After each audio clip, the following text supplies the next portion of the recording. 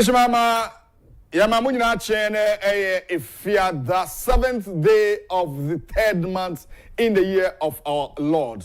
Bosume aye obenem bosume neda etoso enson Ghana afofie da echi ene bosume na yewo mu no Ghana month. Omamu no nyina ehwese ne oman no fa hodie bia Independence Square kane se ne yebodwa data na ishem ewo hono. This time around here when is about this very morning on the dialogue show yebehwe na dia akoso enra after say His Excellency for the first time in the political history of our democratic dispensation said 6th of March woye ewo na hene bubuano na wato apete on television. So but in Ghana's dispensation Nana Akufo-Addo was also the first president to decentralize the occasion of 6th of March celebration aya idi honkomo ewo Ghana hase odebeko region mu NPP nya kwanya esat na bema, and I believe senka ebeto aso ama all the 16 regions no omoso etime enya omo chefa but His Excellency John Mahama say eno so sa boka celebration no eboka nti also twaso na a save Ghana sika. People are saying say a right direction and we're taking no ebebo mino dachi na boa Ghana and can continue. For the first time say Ghana ye disa afofida no yenko Black Star Square and kane Independence Square na a soldier for a posi for a school for from selected schools across the sector of the country no yanyane this time around ekoba say His Excellency John Dramani Mahama na hene bubuano a Jubilee House and enim ho na the forecourt of the Jubilee House enim ho no a obodwa data nti mo a ka se nam ho de no a na ebi ebo moni akohoma omo hwebi pa ebi mo gba na baso ebi mo nso kire se da bi de yeye dada de untimi ennane ani emfa yenko atete kwa ne oma bia ebi mo nso say it was in the right way. Former President John Agyapong and former President Akufo-Addo, Omunyina, they were there. Utim say occasion was in fact a dear a share Ghana and Umunyam a dear a share Ghana Kroye a dear a share Ghana Busio and in a bossie a share set Ghana ye nipa bako. So what tia bonteno say one ye now oma wanoko pa etia penibia. Some penny for no omunya time for. I'll be giving you videos this morning. A breast semino, member MCR for national hobby. Obra His Excellency John Mahama. I didn't saturn sayem chen a year John Agyapong for, or sudden saturn sayem chair, nanado danko Akufo-Addo. Not sending penny for it all. Now I would teach in a would tem a cansembia a wawasem. I no pay me 2 Ghana mebunufo. I have only one advice for the youth. This is Friday. Today is Friday. You say do Friday in 2 months here for because weekend. You do Friday in Kasan Chemebunu because Friday there or prepare no kwa kwa jinani. Oye bebuno e Ghana ni abrantie oye abaiwa. This dispensation and this current 21st century, you should be extra careful in life. Because extra careful in life also ya ye ewa braba obon tramadol so Ghana pa tramadol. The purpose of the tramadol ayedro ayusuma or ayarefobi tramadol edro no ayusuma ayarefobi but Ghana mrantie minim say man kran so enom tramadol ni bi. I didn't believe and I didn't know it. And you see me be the shisha. A man who cracks say a man. See, it be the cocaine and the coblanity or the matches stock cocaine almost so. This time around, no, a so negative impact no. See our old channel, a year there, a more with me out there. A residue, energy. Enti ema wa hoden foforo ema wo de ye de open now there but ade na wo ye no e wo negative implication tie uye youth o hwemi anope ya afutuo ba ko pe ena me ode ma wo shisha na otwe no 20-30 years to come it will damage your kidneys and your liver. 20-30 years to come your kidneys, your system no shisha no be affected no. Cocaine na also no cocaine no de koso twe 20-30 years to come or life when him aya omo so cocaine ahwe mo tibia no mabrabo ebe kum you will die na sa owo no ye nkwase ya wuo obekọ osayemu na daache okra no enya baby pa entna into uye youth on se energy ni wom abrante ye brawa onte ahoden wom ene friday de utumi fo amintie meye de mepe unu se eduamu no ebu ene eduawu ye ensubu ayi ahaban mo no te ena ahaban wuye nso ete se ne mpani wuo no sa na bo franso dai ubewu na de ba ko a me ehu wo mu se omo sokoke omo twikoke no na omo ye tramadol wi a eniya etranton omo mu ade they speak anyhow on social media. They talk anyhow on social media. No a trick camera, essing so, no didn't penny for them. Why the Oye enye, cocaine now training, tramadol now often overdose, no, and so enye. Shisha watching enye, cigarette enye, enye. What's our way appetition? Red and so there, yes, red beans of them.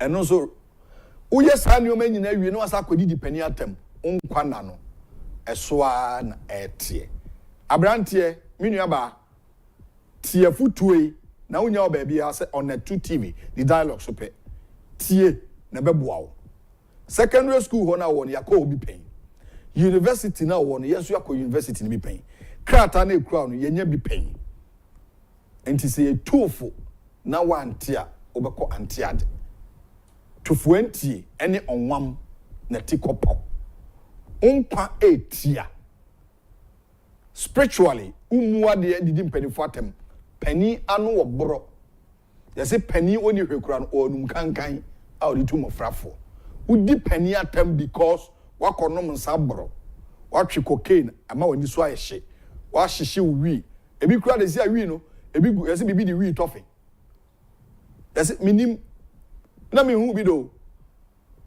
tofen ya ne tofen na nkofo edi okroma. This is a country called Ghana. On my Ghana ya soso nyoma so enyoma bebre na ni krom ha but ya gina wa too enyoma bone nse hunu ne sabe nkwase asem nko a ena ye mrante no so edi akiri ade pani kura eye ya nka hwe akora nso eye but dachi bi no ye bebu hu aten yenya hwe yie uye youth a hwe ni yie na dachi bi no o ho atemu onyame bebu atense ne wunuma etie ntu de koso na nom onkwa etia onipadua no besai onipadua no ebesai nti hwe yie na dachi bi no wanka se mi hu ye anka having gate to hono bribe anyhow aha na obetimi atua bribe a osura himem ho yentua bribe enti bo bra yie abrabo a etene onyame ani so as youth na twe ho free sa ne mabɔ no ani atenie ani etranton nyina fato nkyɛn na wo yesa onyankopɔn be pagyaw onyame bema wo so onyame bema wa hyeran na wanim aye nyam waye otiri ho percent tu ho a untie watwitwa lines abu utrim tie tu fo a untie watwe autofista ebi boxer hye o mo de twi autofista no time jeans and if you check animu also obo life but that bi no wo ho atemu mediri owo ahene antwibu esiakon akwanya menya a me medina TV so amena wo kasa no I am not perfect than you. Perfection only comes from God. No one is perfect. I'm a human. Also ahemem abofo cry do baby cry no ofom kwan nemmum ayatentre ni afutuo any experience any de bobra itie afani afa ndina na no obeka ya last week me fomoye o me dwumadie so ofrefo bi agege me na me kama adwen kire no esanse me pen kwagie mo kwan yakonti me bebe pa ne chew anope me say gina ha ka kire se utie me na wo hwe me ne bi wa frɛ homa so no bi ma kama adwen kire wa me sa pa chew cause enkwa tenten eye de nti wo fuma pa chew me wo TV so nkyere se minim sen I'm not better than you a opportunity and a privilege a kwanya and an emigina. That doesn't mean say oh he knows everything. No, me nim ni nyina ti ahobrasem no me ma me hoso me nye kokoti me MCR for you mu kasa che me ti evangelist Mr. Finn o kasa che me ti me camera for me no mu obi akasa che me ti because me hu say wan fa camera na nsi me so a me ma ti nyina ahobrasem ya no do e ho na ofuma pachaw journalist bi okrom ha wafumu pa na no Captain Smart ekroya efe obuase okọ inciting for TV so we no sabe justify okọ ki kansem se obuase mrante no ko pit nim monko yakokunkum mo ba no sabe okọ platform okọ social media so e justify the okan say asem dada na say ni say ye mu bi de da bi antete esa yari Christo somni ahobrase eno no kredie ena be adwuma because we are here to serve you ya masse be my hoso ti koso am ofidie na 2 TV the dialogue na me ni ma bedwafo emfa nkomo papa emrewo me di de owo ahene entwebu esiako na Kofi Amponsa osi ahene oye crowd se ode agudie mu nsem eno am se Champions League ni bi ne bi na mframam kofo bo chenku e o mea hodo bet nso di nkofo abusuamuti abrante bi de besia kotwa aviator na bet na no me ne doctor maybe lotibu odi kan asem we na me ne o ka se wadwane ba ye bechew Kofi bra na aviator bet na no den wode besia o akoje besia de ye adwuma wode kotwa yesi bibi de aviator aeroplane hwefom aeroplane tua na no so ahwefom Kofi muache in a rap in a book or there. What do you I in your bag? Say a year, rookies, Colessia, Cabinia, I late Monday. Oh, more than I don't studio my hair. So, that's in my word. I'm now massive. Fantastic. Don't Rookies collections, a walk, Cabinia, around the Puma filling station. Or my debut on dress me, come so original a la course na t-shirt. Number one, would it be some Matthew? Our rookies collection and one number sort out. I brand your palm matadi. Yes. Oh, do I come up. I said they never Brazil Mujamoko. Yeah, Muda Hopa, your friend Mickey. Okay. Or a Burisra. Yes. A Srohaya. Okay. A Buri Kruna Kasa. Okay. A himfine war a Burino. Yes. Nechi. Okay. I want a brand in the palm. Your friend Mickey. Atadi. Wow. I say, Matthew one Susumio. Wow. Also a Hemo TV show. And no expect. Yes. Mickey, no him TV so here. And our day, and until this is our Mickey collection. Wow. And so no how they are the Abrams. Hey, Kalan so fair. And to be who are you know see that protection and Abrante Mickey collections. Ewo every Sorohaya. Ope bi Abrabi who or man FM na 2 TV am do call. Next week me the number grab to Ghana. Yes, important. Why are there? Important. Kofi human so far so no so the be boa no. Yes. Mickey, God bless you. Koso pam ne Abrante said on kobo kro no. Of course. We students and of man for betting so onye bi. Yes. Nti so what I say ene uwe university a buying post you out TV. Yes. Ti we ene fashion. Yes. Kofi nyoma mi ansa sisi a edi atrentwe o wiase. Of course. Fashion. Pharmaceutical edro. Yes. Ena catering. Okay. Oya duane. Otondro. Opamatade. Mo sankofo na osika. Of course. Sisi anya brofo ni ade bia. Oba wi school na to fie. Yes. So what I say. Sanu juma na na. Very good. And Mickey collections. Every anope me watching. Kudos, bro. Yes. Coffee Betty, sisi baby ade ne kana no ade o. Yes. Abrante bia dwane. Oye na dwuma kama. Okay. Baby am te junction no so baby am te dem nchile. Okay. Na men utwema ne modern boy oye adwuma bi wo ho. Oye adwuma uduru na ho keka be na otweme enu ye hu no. Wow. Abrante wey. Sana adwuma no no akwaji loan ho ena ode ye nti loan otua no nkakra me no ka se wodwane wow yesi bibi di aviator gisi be early came na better no what the who be that me games in the but aviator yesi aeroplane tour okay aviator the Kofi yesi plane tour plane e ko ni nyina na se sika na account o se den okay enti so one stopping no be sika na du na say mu ye na plane ko hwe fire pilot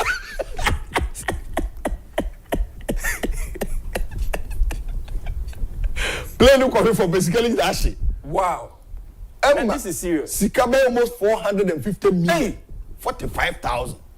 Kofi ye you know. This is serious. Maye de becho. Udwane e beche Kofi. Kabranti a wasi so de. Udu hu wura sane o maye de. Kofi ani biri boni o. Yes. Ani biri. Nti pa che Betty omo sha se nye sa che. Ana me ntwa bi, ana wo ntwa. Yes. Sports journalist bi ntwa bi, but wo ntwa bi, me ntwa bi. Nti busa se adenti na obi de wodi no ho ayde agim sa na no doctor me beloti bodi obeka ha o say fire officer or fire ni o waton car aton fee because of bet. It's good say I no pay you to emebu ne say enya de papa enya nyoma bi wo ho asuma bi amrante ne da na bi sisi ade na say secondary school yen nyina ekobi SSC ni yakobi o enti nyoma no mo yere abi transfer busa na shisha no me hu bi da Omaka shisha. Say ko ebi kra no balloon bi. Say ukọ baby event na we say bia. Obi hu balloon kita balloon. Anya say bia. Na balloon de o de here. Aye ni ma bi na ewom na omo twene kakra. Balloon so serious. Hey, it is good say I no pay raise your issue na. Because we say boys ni wu a. Boys bi a minimum mo amini o si so.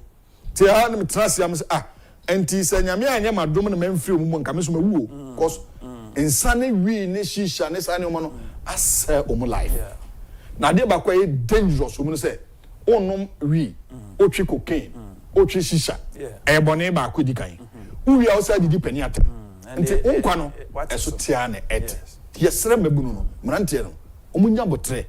Na omo hwe ye mu bi. Se mrantie yenso TV so. No mu nsua. Yes. Because mpenimfo anyina che. 70 plus, 80 plus, 90 no. Omo de omu wura sa abrabo ma. Come no. Kofi Fayeko.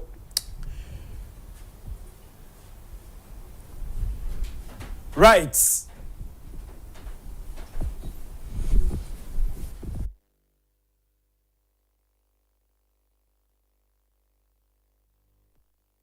More about this is in a 2 TV the dialogue. Sebastian no said yakoso world of sports. Na enkomo no befa yabo UEFA Champions League, yabo Europa Games. Enra Kumasi US Park. Ya wasam san enra. En enya we fimu na Napoli. Yako eye na yi enra na ehadwo apa enti we ne koma hodo anopebehwe na ye no ahye Femi Kofi Amponsa osi ahene on Facebook, on YouTube, on TikTok, on X bebia na ye ntoaso na ye ninkomo your social media handles ni active na 2 TV on Facebook, on YouTube, Instagram bebia ye adwuma na ye part of the show. Dem kwoswa na yindin komo ene anope yen sha say FFF Association basketball so in the NBA games no ekoso enra na enema ekoswa na akono papa so this is Steve Kerr team Golden State Warriors enra omu win game ewo the NBA na yehwe Steve Kerr na kasemu enra he was super during the halftime break, we share performance beer or then they are not up. Today, let's enjoy these highlights. Never to us, okay. So on screen now here, Steve Kerr, one of the finest basketball player. On until I do not energy the NBA why na this is Steve Kerr for you of Golden State Warriors. Na yeah, LeBron James. Then LeBron James is so to me young when be na I just say always be on these two particulars it make it sure say the world over you mean something to say about the NBA. This is LeBron James for you Nenra. Los Angeles Lakers enya win baby Ogina and baby o shoot to adena Nah, LeBron James say heavy. Or heavy. No wonder say one of the finest basketball athletes we are seeing now. Now, let's talk about this particular one. Westbrook's. Never targets. Now, they also say one fan from South Korea all the way to US. Now, one of the finest basketball player. Isaac Kwesininsin. Now, Pebia. Sifkeri Asinofi all the way from Ghana. No US. So I was support to this particular athlete. And the one was screaming from all the way from South Korea and by US to say the war Westbrook, the performance in the tunnel, and need general penasim. And the also who now just say after the game now no run just and them just saying near Jeep papa just say we are seeing now about to say suddenly when you know no ya Emma always number for interest very high as far as say basketball games no a year concern. Now let's switch it to association a year football. Never the course so UEFA Champions League games happen a year and Richie. They come and say Benfica Lusu against FC Barcelona. You enjoy that highlights no na yemetwaso.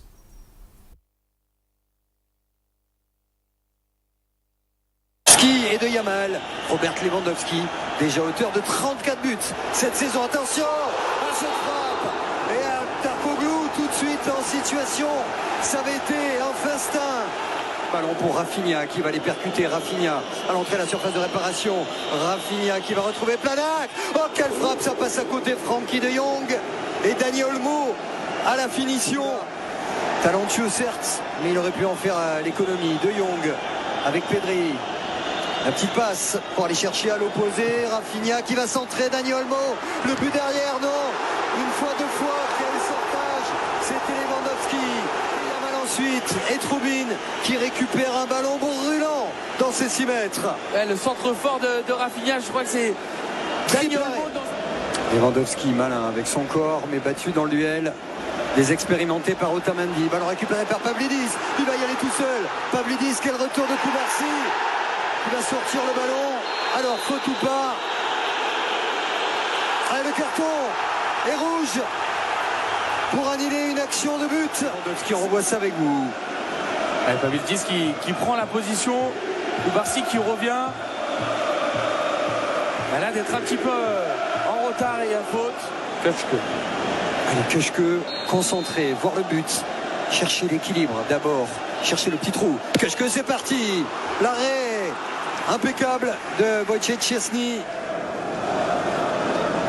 Schkelderup. Right, so Barcelona we need given by a good now. Yeah, game a happy here between Bayern Munich and Leverkusen. Bayern at home, we need by 3-0 against Leverkusen or Allianz Arena. You enjoy that highlights name to us.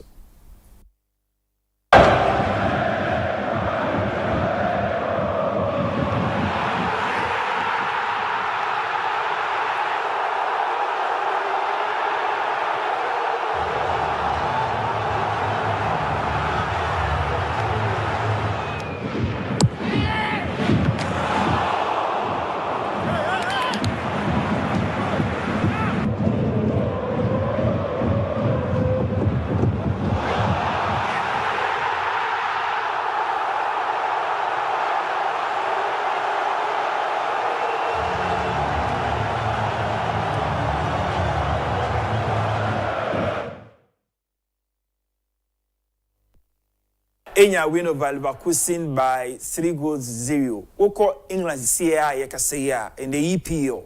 Liverpool any lead. Oko France soa PSG any lead our France League 1.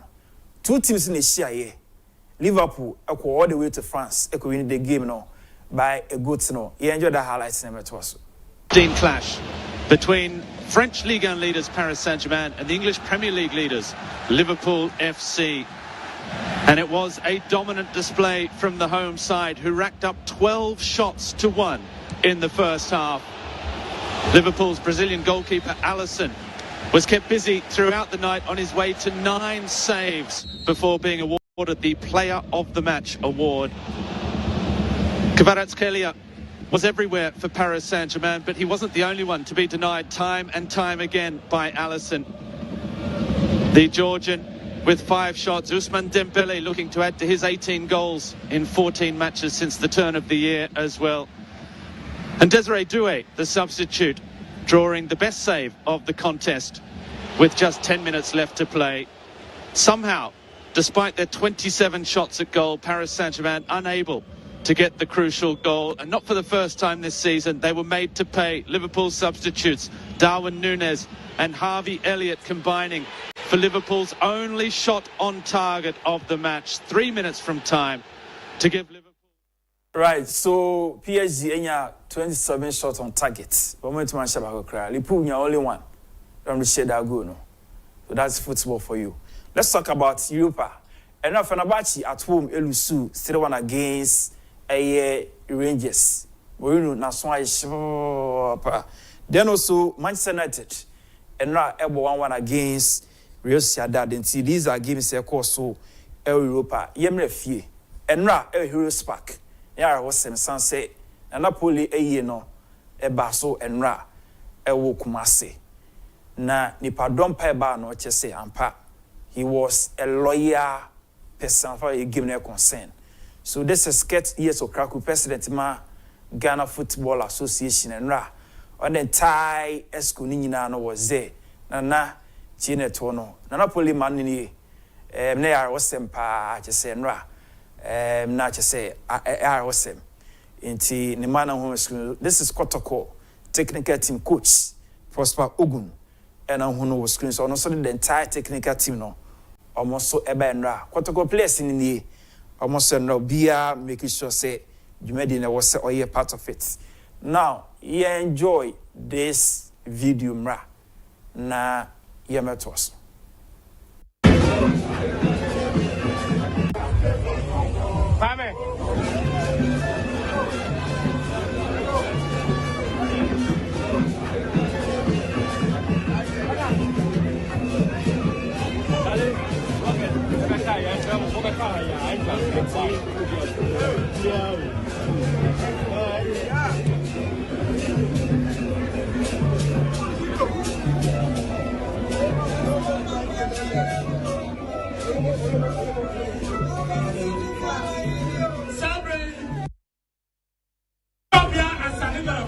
Technical team, any players know and they do have. Among Elema and Syria, Tobia as a technical ambulance next to you are far and you say, I'm a far a miles gate. You have to see unity oil. You do it by 6 anymore. Ambulance no, and you have to follow and that's what so apple.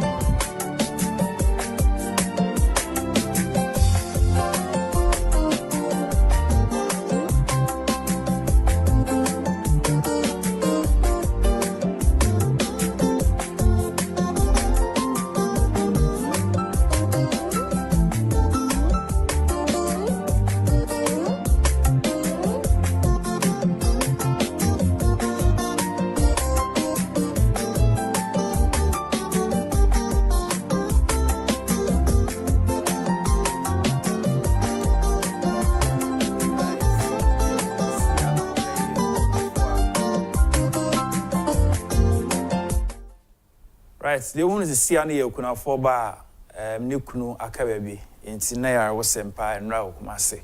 Yamano a Yako, na Yamano 90 Eya, but Abanasa.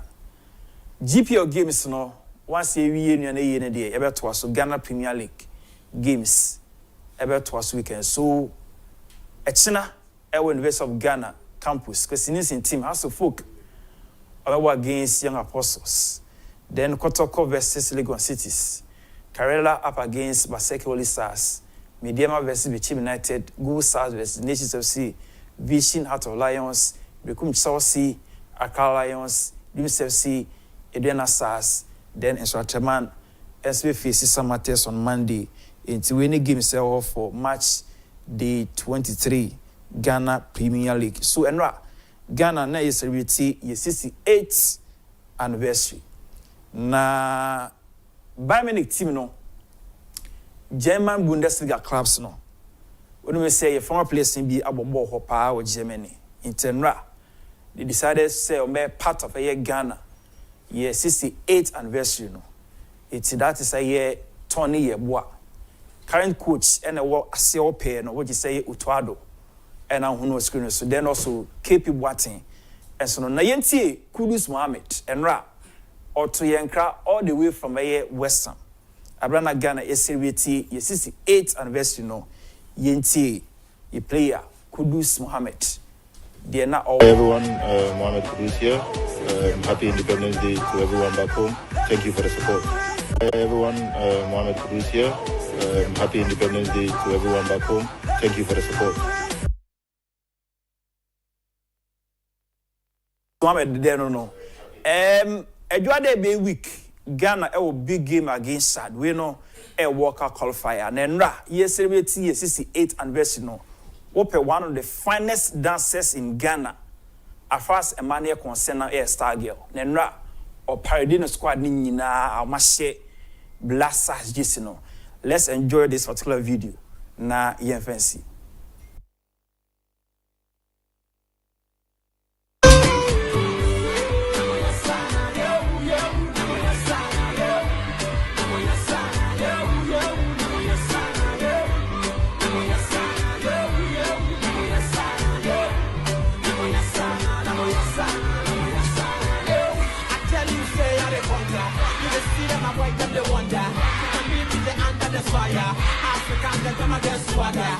Oh, baby, baby, you are good as full away. Just you turn me on, you bring me joy, you make me go away.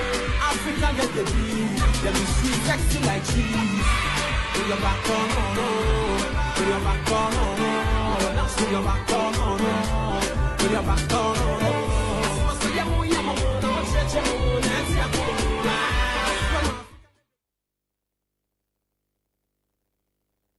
More yenya ba no saba so decided send ra obema kwale nyina share Ghana colors no yes celebrate 68th anniversary or something create awareness say your big game against Chad te obona baso pa and then me we yi mu on nti no me pese me de asana to form ne but next week you be say adwuma no you be see pay you ask for your time next yenu ba Nuela Asante or the entertainment news no it was a frame Kofi Amponsa we see in the match.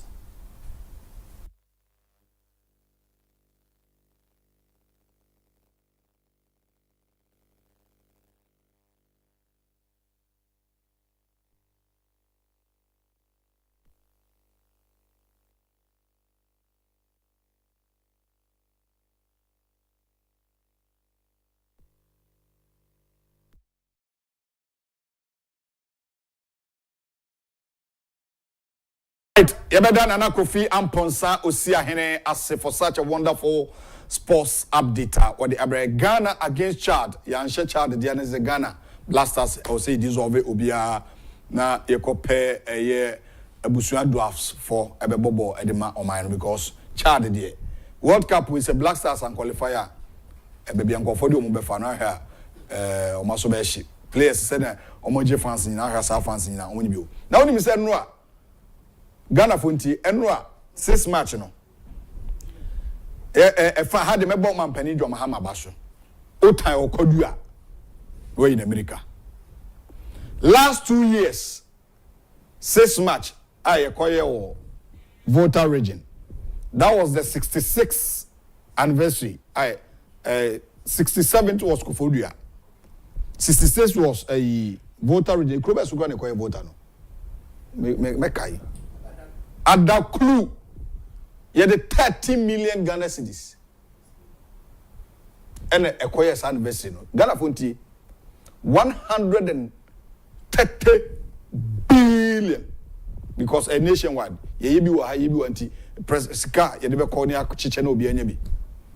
last one day, so many Akufo-addo, President Mahama, and in his speech, almost 50 million Ghana cedis. Akufo-addo had the which is 150 billion nationwide. I did a 6 match celebration. This year, I in 68. sika o budget o me call Mampani John Mahama was 20 million. Now where the Mampani Mahama was 2 no for.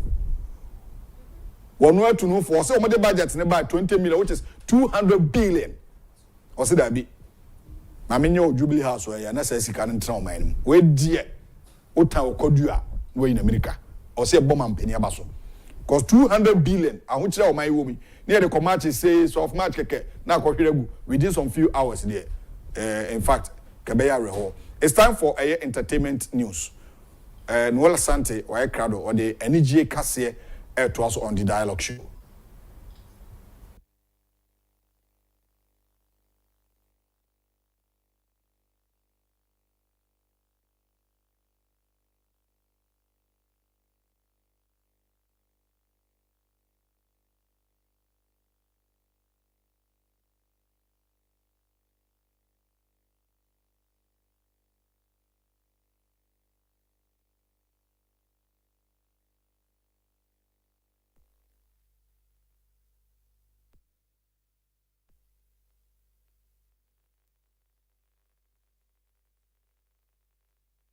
Good morning, welcome to entertainment segments on The Dialogue. My name is Noella Santo, coming to you live from Netu Television at Medina Zongo Junction. Now, you know, today is Friday, and as we do it every Friday, I'm bringing you the top 10 of Ghana and Nigeria. Now, today we have very little news, and we are still celebrating Ghana as 68.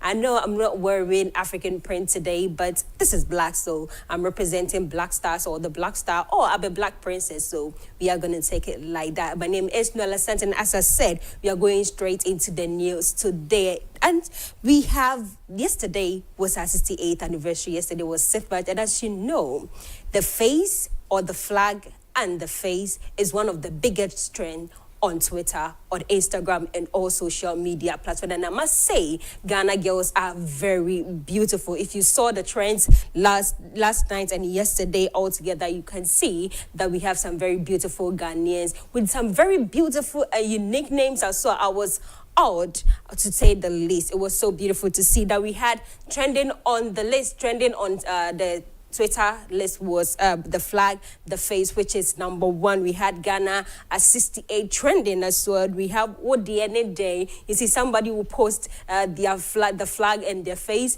and then they compare them to something that we all know in Ghana. Some were comparing some to Ginger and all of the rest. It was insane. We also had the Jubilee House trending. We had Today Dear. Today Dear was also trending on the timeline because Apietu's song was all over. Apietus was number 5 or something on the Twitter list. It was so beautiful to see. We had Sithma trending, and to top it all, we had 10 cities for 6 gigabytes on all networks. That is one of the biggest things that we have seen on 6th March, because it was the best gift ever to celebrate Ghana at 68 with 6 gigabytes for only 10 cities. So kudos to the communication.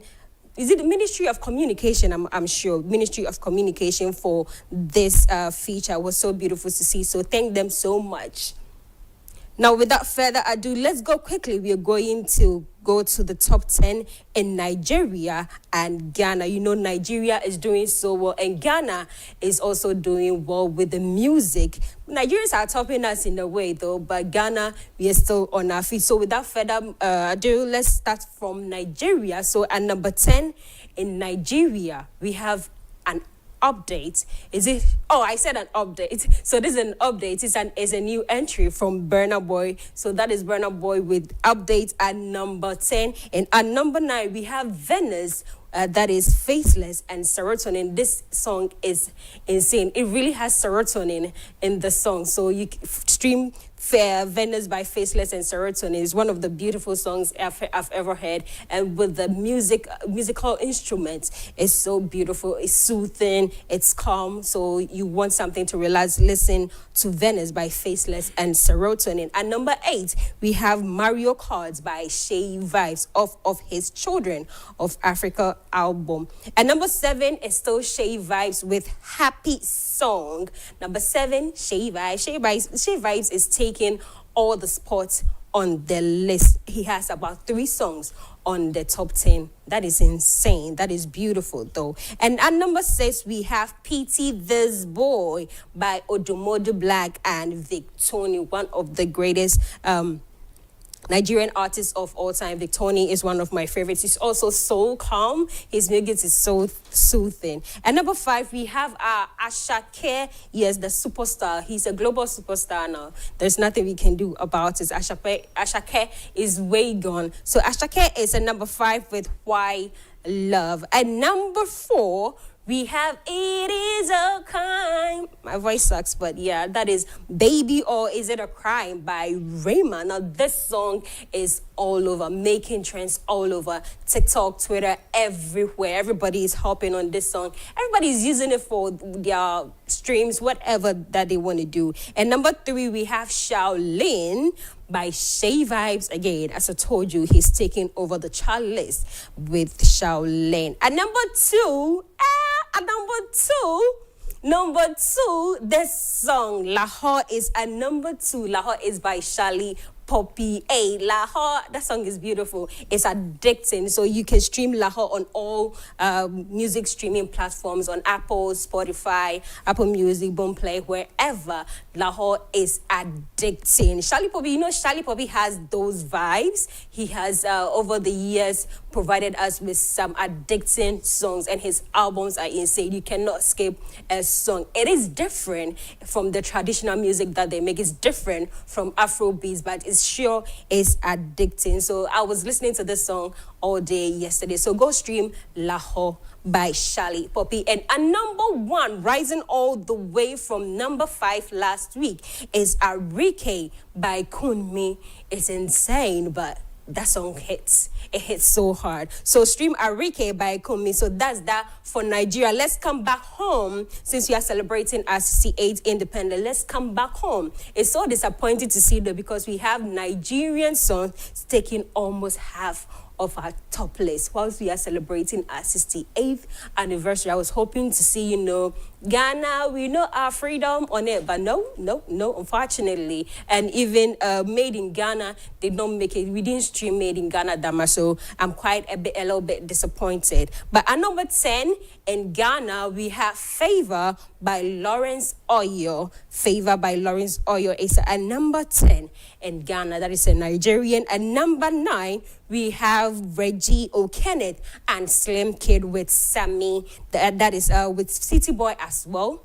So that is Sammy at number 9. That is the first Ghanaian song on the chart list. Also, we have number 8. We have Next Door by Kojo Black and Sarkodie. Yeah, Obidipom Bede with Kojo Black have Next Door at number 8. Number 7, another Nigerian, Joy Is Coming. This song has been in the chart list since last year? Yes. So they are still, I think beginning of this year. So the song is really good. It's really good. We cannot deny it. So that's another Nigerian there with Joy Is Coming. Fido's Joy Is Coming. It's addicting too. And it's an amazing song, I'm not going to lie. At number 6, we have Lord I'm Amazed. So that is our third Ghana song on the chart list. Lord I'm Amazed by our very own Black Sherif, the one and only. Number 5, trending both in Ghana and Nigeria, is Venice by Faceless and Serotonin. Again, I told you the song is addicting. And number 4,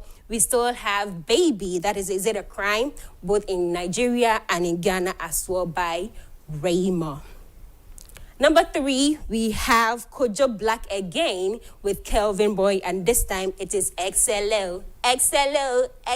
Yeah, that's the only thing I can say off of the song, but it's a beautiful song, so go stream Excellent by Kojo Black and Kelvin Boy. It's so nice that Kojo Black is finally getting his flowers. He has been producing and writing music for a lot of musicians, and he's now singing on his own. So it's beautiful to see. Kudos to Kojo Black for the work he is doing. And number 2, we have So It Goes by Black Sherif and Fireboy DML from Nigeria. So this collabo is a great one. It's a beautiful one. So stream So It Goes by Black Sherif and Fireboy DML. And number 1, disappointing though that it's not a Ghanaian song, but trending both in Ghana and Nigeria, is Lahore by Charlie Poppy. P. I had a chance to be at one Charlie Poppy concert and it was amazing. I think that was his first concert in Ghana after he blew up. It was amazing to see the venue was sold out. Charlie Poppy did his thing. He had very few songs then, but he did his thing and it was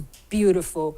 Even though sometimes you might not understand his lyrics or his songs, but he really has the vibes and he really get people engaged. So congratulations to Charlie Poppy that you have taken the spotlight in Ghana. Thank you very much for taking the spotlight. Anyways, that's all for entertainment segment on The Dialogue today. My name is Noella Santa. I'll be coming back next week with more news. Stay tuned, don't go anywhere. The Dialogue is still in session. Owahine and Jibo Isiakon will take over.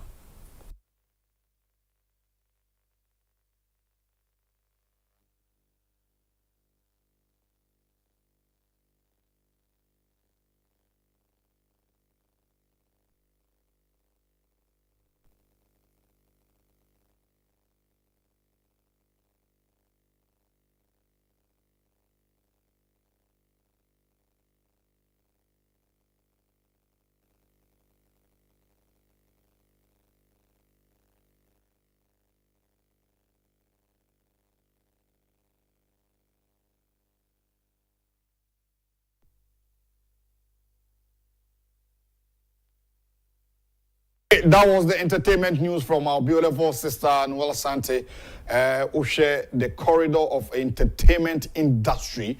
They assume on the Dialogue Fridays episode, Ghana's biggest, most highly respected political, social, and current affairs talk show live here on Net2 TV. Indeed, beyond the limit. 7th of March, 2025.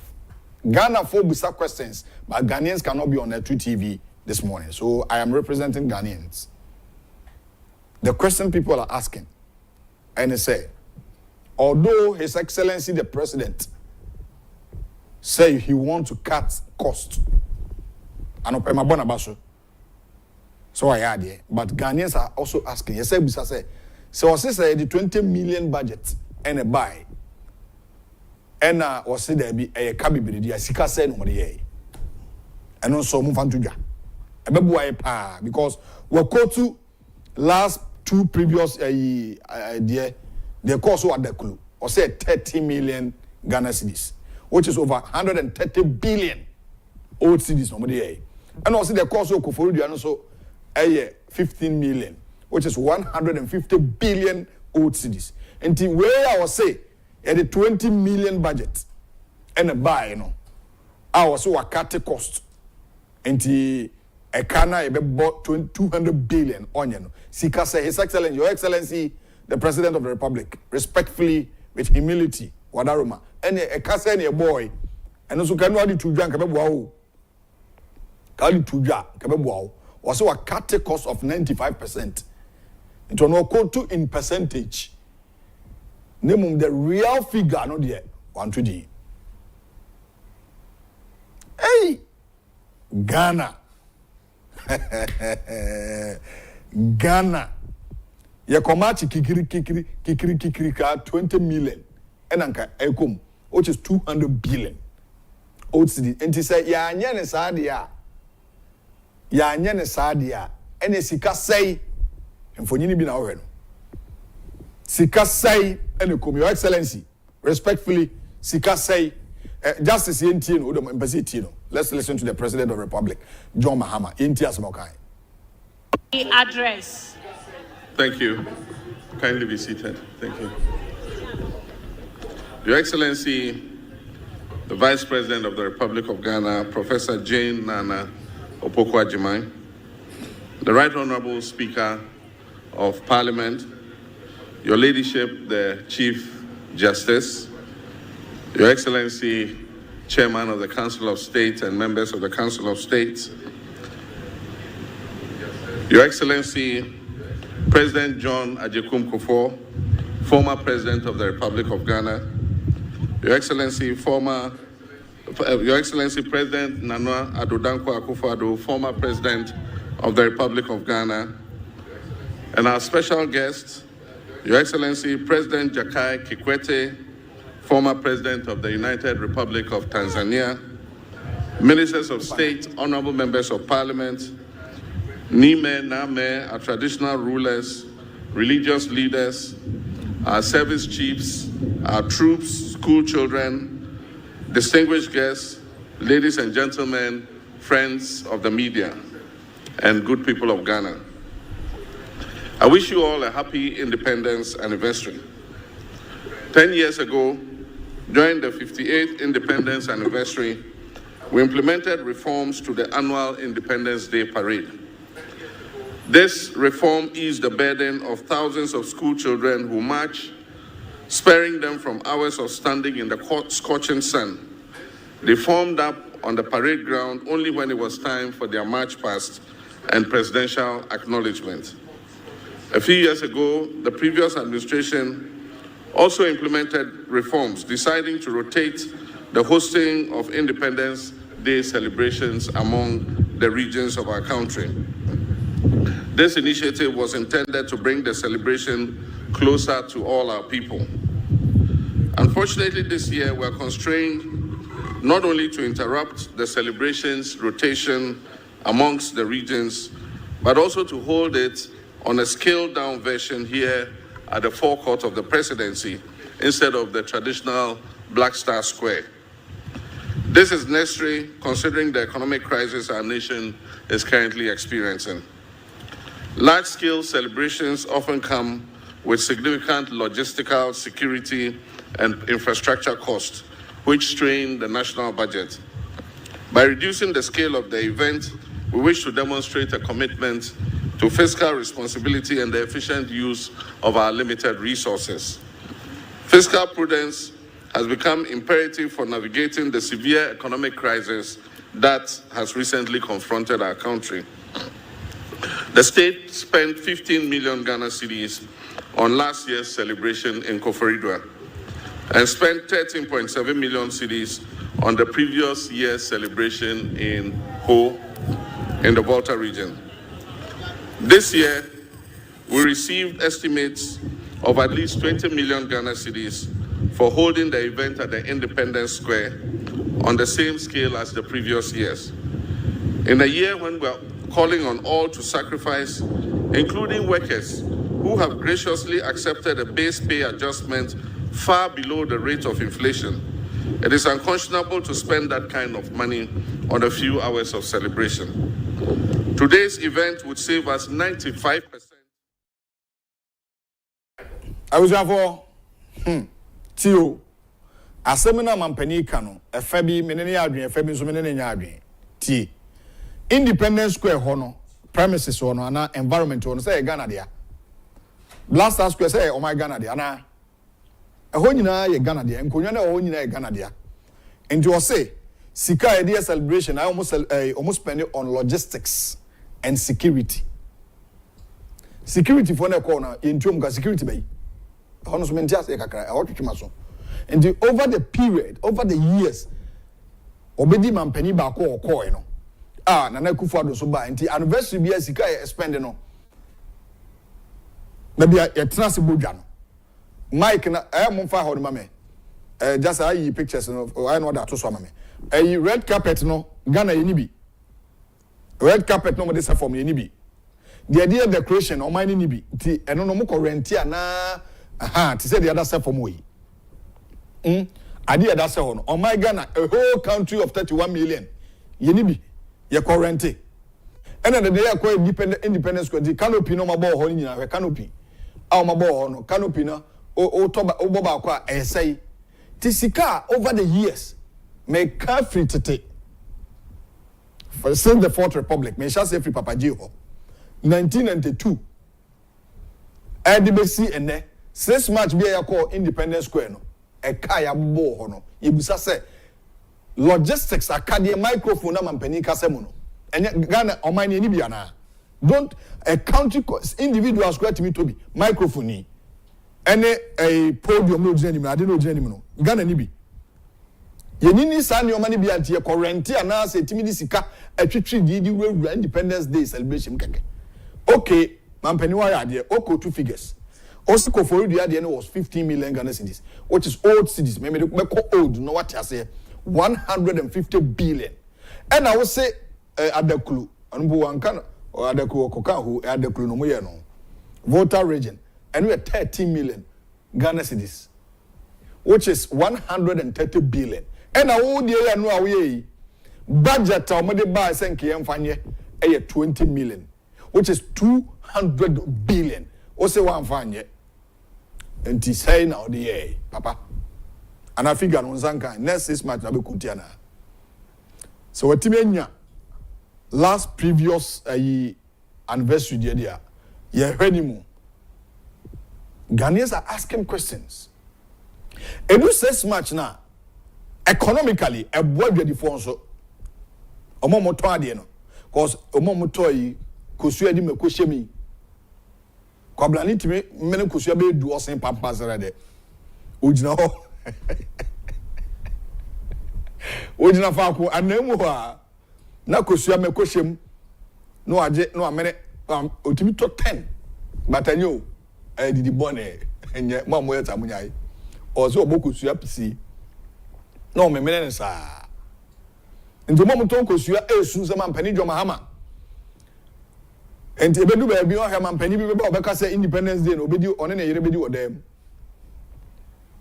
a day will come sana Ghana for be social media. These are some of the comments and go for church senka anya hwe wo ye no kuma bi sa no fedie but nka kuma sa no so nkoko odu Independence School ankaye because a honi ye je fa hodie no ye je honi ekobo dwadata ona kwa me nkuma ne dom no ekogina ya omukasa hona Ghana fo nyina akohia enti na fro Independence Square Ampeni se me say mabo abaso no pay but efa bi nso no Ghanaians, some Ghanaians also say omudi yaw because about business, almost the central business of the economy of this country, the capital city of Ghana, Accra, we say higher menya na amount for a ton there. Na ya no so na mu go ya do phone beko and no mu nyina nya adwuma nye. Very interesting. Ghana is very interesting, so funny country. Ghana. Me say e kro mu ati no. So sorry na ma BP nti. I mean tia say bi mu BP akosoro. Me the BP no ma check me there. Dey na ma BP kosoro. E kro concert e wa ha no. Nyankopon wote so a country a ukobie TV hwe Ghana. Cause concert for ukroma. Ghana no obi wu na se bi no wo fufu a ye deda na okura o mafunu. A country called Ghana. Ghana no obi wu no a footballer na the ball to na so obi a deda no obi a wawu na o se ekoto no twe na ono no home o che se ye be dwo funu no sa country called Ghana.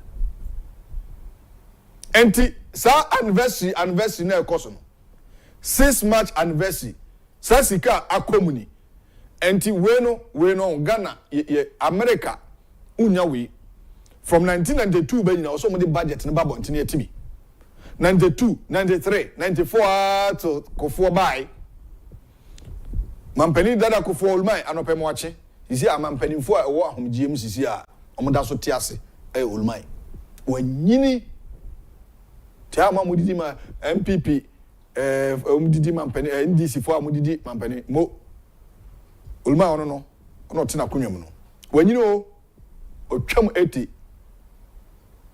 akufo-addo so twam 81 or 82 ba akufo-addo nam 85 86 akabe 4 years no okone 90 country Ghana we are blessed o but go back ne hwe obra mampani chechia omo no go back on John Mahamani mo His Excellency also church omo ote otwebewiate ekon tukwahuno mpanimfo no monku omudidi ennom tea ennom wine papa bi ote ba bi ekon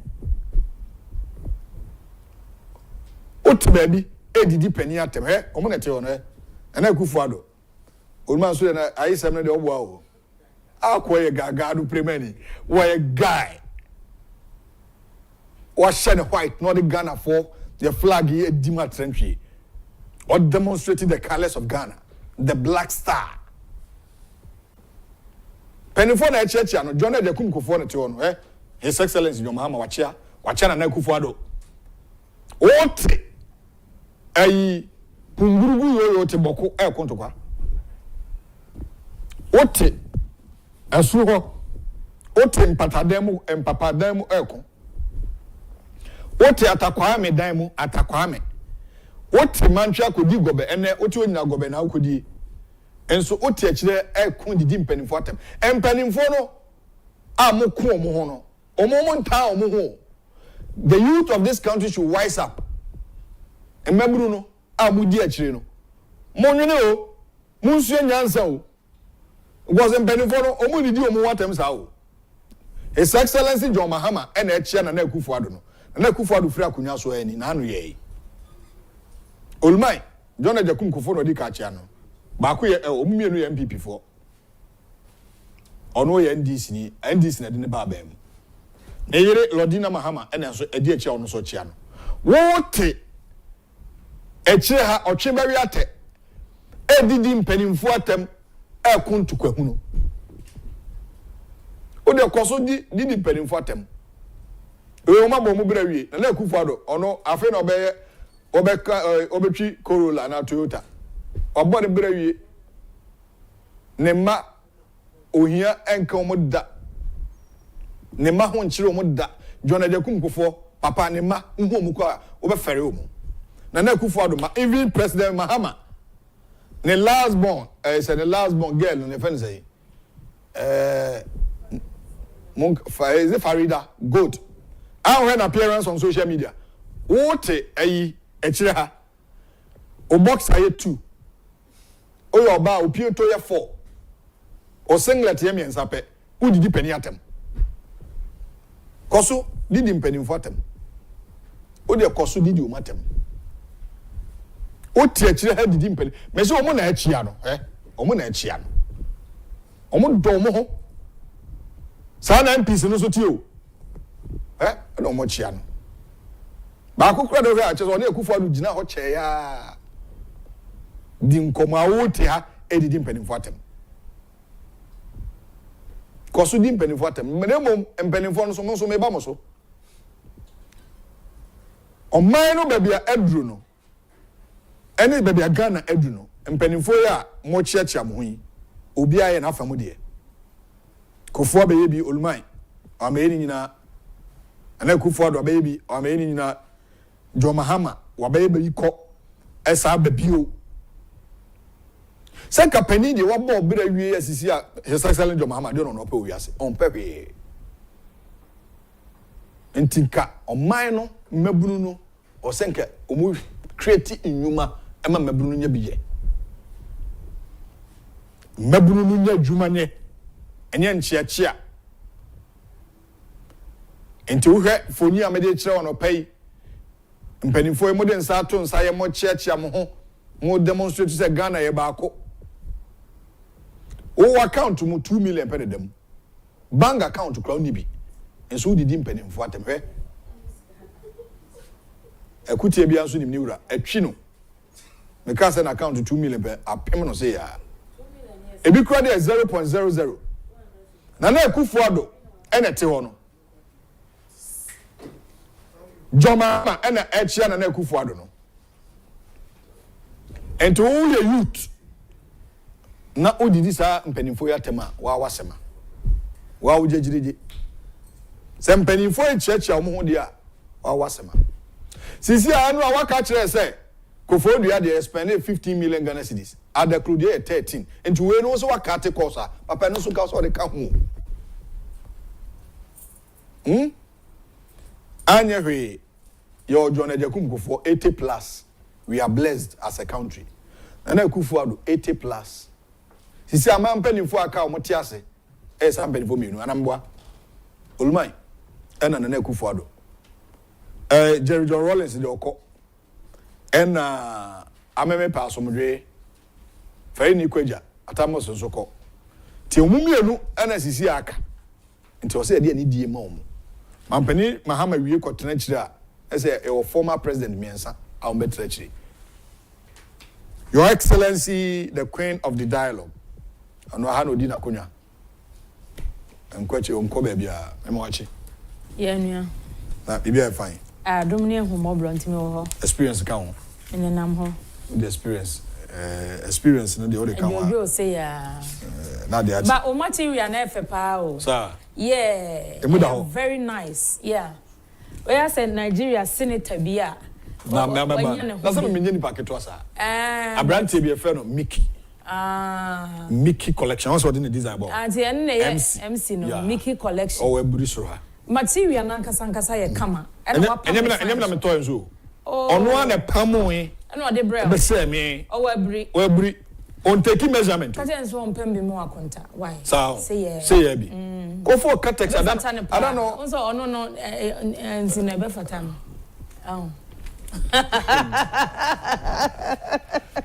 Mickey collection a young guy I was nice. Opama dear pa oh yeah opam ne kama e fata me on papa yes bibi ni obotom enne ma ne ye ya o me botom I don't need botom so bibi ni botom o botom e de wo me me chiche 100 mo bia wo ha mo yesa na mo a sesi Mr. Donko nkan ho nti 5 1 2 3 4 5 oh live TV so na yes. Open live TV live na nkada yan me jam wale so meka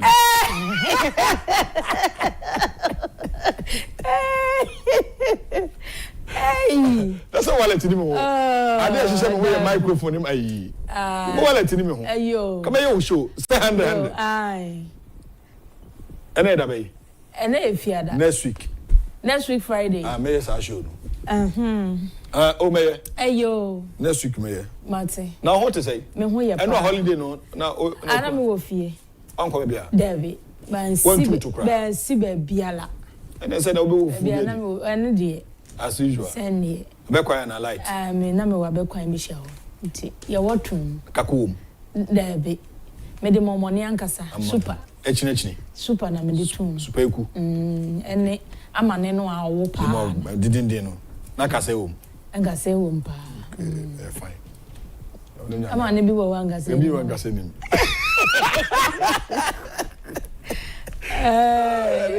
ena nwa hey ena no wan susu yes me nyambre yes ade enti man ko ba biara if you o ye de no a we na me dagu so ti won say ne me gina me na super ma vim ti anope oba no ya say onante ni ezim o grande ena no susu esa Kennedy alande o esa e waba no see area na e bo no de wontumi kura anti no hwe so okumase ompie meto o meto awia there we say area na no odene UK wode no I say o ma so jese ne kun achi o say eye no wan say wo hu say waba wo na da o say o Adam sending message na no say no so chance sisi ano enchi bia me di for Ghanaian time enshase nyabotre ba wa ba nyabotre enkwada no nom tramol ne ayi hwe enubone no ayi wi ne ese bibi di wi toffee eno te say wo hu bi da me hu bi da me go hu ni we na de wo ma package ade no wi toffee ai enu say yes wo mu di ani anyi wo mu anum enti wo hu empanifo nyina tafe na wo mu ani say so mo to traffic mu omo nim ne de omo nim enti omo du ho no ma omo nkasa kura na omato yeah dangerous very very very extremely dangerous se see ano abuse no a boys no abuse drugs no baby a edru no edin na se wo ye obi a wo de wo ho ahye mu bi a me de me tufu se jai abena no pe ma kan wasem sa so bia ni so yeah my one ese si ade my ni se balu ese hu se ukọ program bi se na hu so bi hu balu a enye no ordinary balu no bi o na ba program kwa na uko hu balu a sai se ni o ma bum ti wo eba fom nyana na wo hwiako abena no pe metu mabunu no fo omunya very careful boys and girls champion time mo ko secondary school sanu me ne wo se ne wo titi ni nyina ne wo but busasa de na boys mo no wi ni ade ne wo ade no omumu anya bi wo se wo ko secondary school of course ade na wo mo sa abra ne bi e wo fie be mo hwe enti enkwala ne nya hweye kwala ne hweye nya hweye na yem fam pai bon so nta wo machi obi wo ho no ma na nyina ni a enye easy sa ohun niema no ade are exposed to no doors ohun ti ema no ayada no ye nsore ma boso ne mo mpa ye nta nkwala ne chi ewiase afefe de mfa nko bebia ye wo secondary school na abrante bi on say ebi mu di kan ko school nti uko school for boys na ma o khaki a na ma o top white before answer na uniform na nkasa dey aba nti abrante ba ko ono di kan o school ho pa entampa nti okodu school ono on say ebi ma we school nti hostel dormitory okonya uniform dada ni bi seniors de ni bi na ono wa hye nti ye ni afeni e ba ni hu na enim say we senior na ni na you know ni dino ye Solomon Pa Grant nti wa twa no SP Grant hu na school prefect nti obi hu na obi hu na SP to we open your chobos akwa tete ya from 1 week from 1 year ni nyina no 1 week no o de afem azana money 2 weeks so de afem ti na the third week na say be ye don scrapping ni ade no who say sa how much na sorry scrap after that chain wi mu tete no ko abra ni na cigarette SP they see the cigarette na from 1 ene sa abra no adwumadi mo we brimi ya ade gie chobos mu ni o manyina na ade ntia make sa na say mi hu abrante bi o school na bansere eda na sene yes SS say edro enti oni abrante ba ko de boani ntokwa abrante na make say o soja ni ono so na bansere ni bi eda yi eda na sene ti mi ende say ni mi hwe nti ntokwa no omo di boma wo koso kopata uso mu a omo trotro omo konya kopem so man kasa eda yi ebrei sani oma na omo ye ni na abrante ba ko amene o kasa abodam na as young as senior high school there obansere da wasene there he na odi be gwa godro enti nhunu se nyoma bia nipa di humu wewuram no ekira sem no enwem wie pa ti youth na about this time around abna de ye say man ye yan say onum wi otwi cocaine shisha wi toffee onche wasase ni nyina e boni o uwia na o say didi mpanifo atem e wo social media account o de abra bo no uwia se no o tren kwa na so diminishing returns mo enye the NTC the bunker ten. The Ghanaian Times. Ghana marks 68th independence anniversary. Posterity will not accept our failures. President Mahama. Fire kills girl, displaces 40 others in Bolgatanga. Gaming Commission seeks media support to clamp down on illegal underage gambling.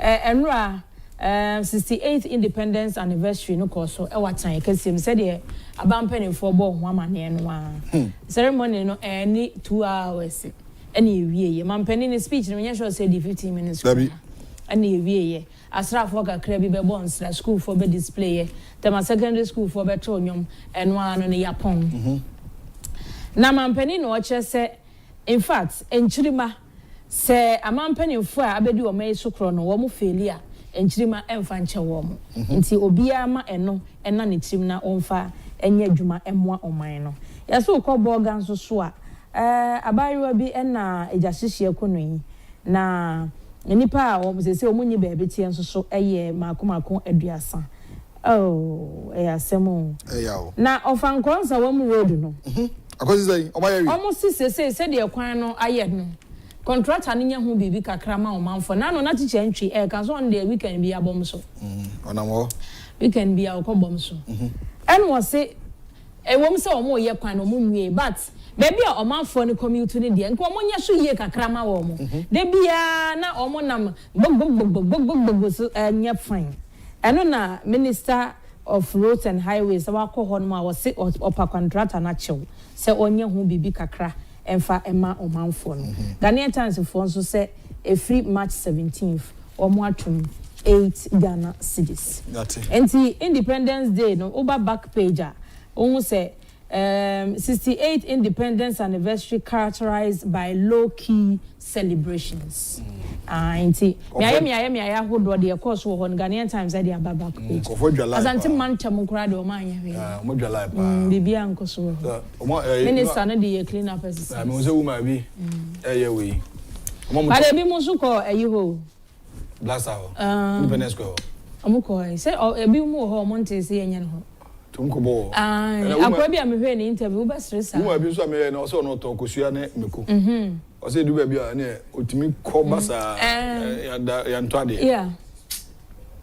Daily Guide Nana Kufuor storm Independence Day celebration And GS backtracks on non-payroll staff sacking. On statement before from Ghana Education Service.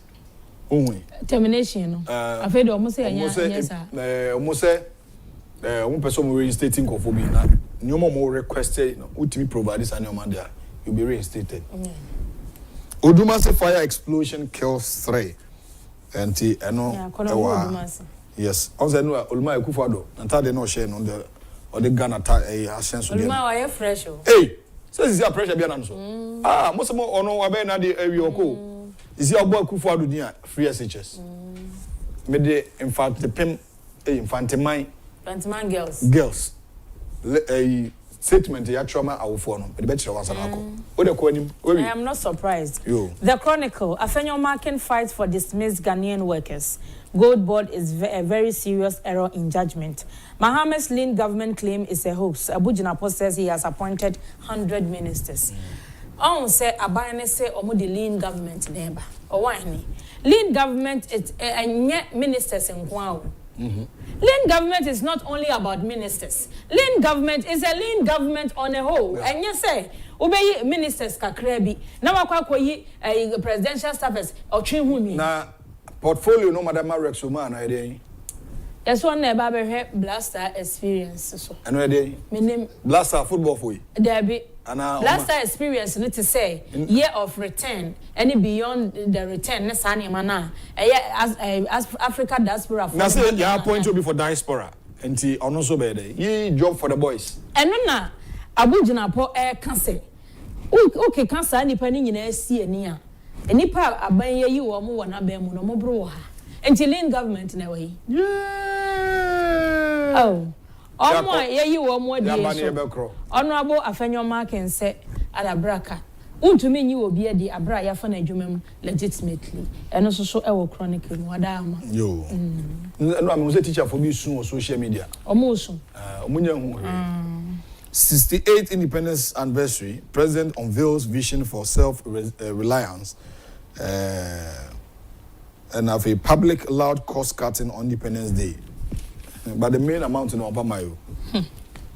8 SMEs selected for GF $7 million grant to boost plastic recycling. And also the Bokratano at the Abahasia. CBG hands over 26 boreholes to underserved communities. And also a daily graphic. It's all about Enra. 68 years Ghana Eddie. New Weekend Crusading Guide. President Mahama affirms $10 billion big push agenda to create more jobs. NDCPC fingered in 150 million cocaine bust. What was that story? No? Yeah. What kind of? There be main kind of one. Second or so. Parliamentary candidates. For the NDC. Former kind story. No? A vehicle loaded with about 120 slabs suspected to be cocaine with street value of $150 million has been seized by the National Intelligence Bureau. Information has revealed. Sources indicate that on 4th March this year at about 4:30 p.m., a Hogvan truck carrying about 120 slabs of suspected cocaine with street value per repetition by the NIB, formerly BNI, on the Takoradi Cape Coast Highway. Good. The driver in charge of the Hogvan truck, upon interrogation, mentioned one Charles Hagan, also known as Panya, a former NDC NDC parliamentary candidate for 2nd D in the 2020 election, as the owner of the product. Subsequently, Hagan was reportedly picked up by the bureau, but has allegedly been released since. Attempt to being made by the top echelon and apparatchiks of the NDC to sweep it under the carpet. But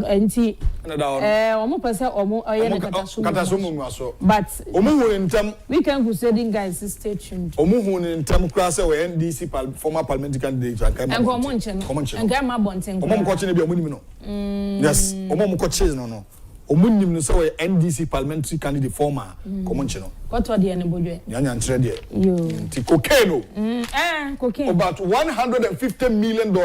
And the value no. Sika ya DCC identity attend bank be go. Ni asem no. And that entertainment is your kroma. Eh, sika wo site yo. Mo sika ni gudem. Sika wo site. Ana eguban bay. Cocaine and nkofo yi. NDC former parliament in way no ba. Na honorable nkofo ho ho an. Oh, 110 because we abobere bia ba. Omo obere bia hu ekohibra. $1 million kura no abena enye sika keto. Na $150 million. The street value no. Yo. Let's say you come kura besen. Ebia. Na network for mama. Yeah, oba. Tambe. Oba, why? Hey. Senso mi anso menye nso a. Why? No way. Obeba. Yeah. Because Ziga transit yes, Ziga time nso. And ti wo de mo fa ayeni mra na me amenye. Informa justice. So about me na call radio. Yeah, we call radio. Justice ene ye ho adwuma ma train. My informa justice na. Justice, my main kind of. Ziga de on the time na. Enso no. So ye tifiri sana. Cause on na do online. Research ngwa. O be pensa maka. O say no o me kan trasa. O te mo kasa tra. Ono so the professional. Ti my main kind message na yenko. O ma me win a champion say, "Morning, my children. Good to see you this morning. You look refreshing, Kofi. Thank you for advising the youth. It is getting out of hand. God bless you and for what you are saying, because what you are saying is true. And I'll say, we thank God. It's Friday, and God grants you a blessed and peaceful weekend. God be with you again. Kencity, no size. And Ode Abba. Ekuya Jesi say, what is he talking about? They don't pay for security costs. Those are already employed. The kids are not fed. The dignitaries invited are the same invited here. So what is the difference?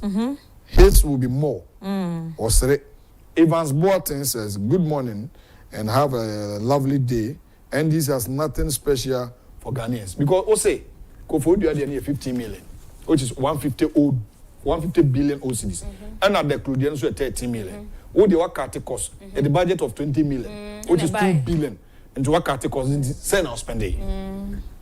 He said, "I say 1% of that amount." And they really, I don't know. Yes. I don't know. People say, Independence a Blaster Square hono, and Independence a venue hono. And Kunyano, and your money there. Baby, Independence, say there. And your red carpet be no more because all your decoration fee. Yeah.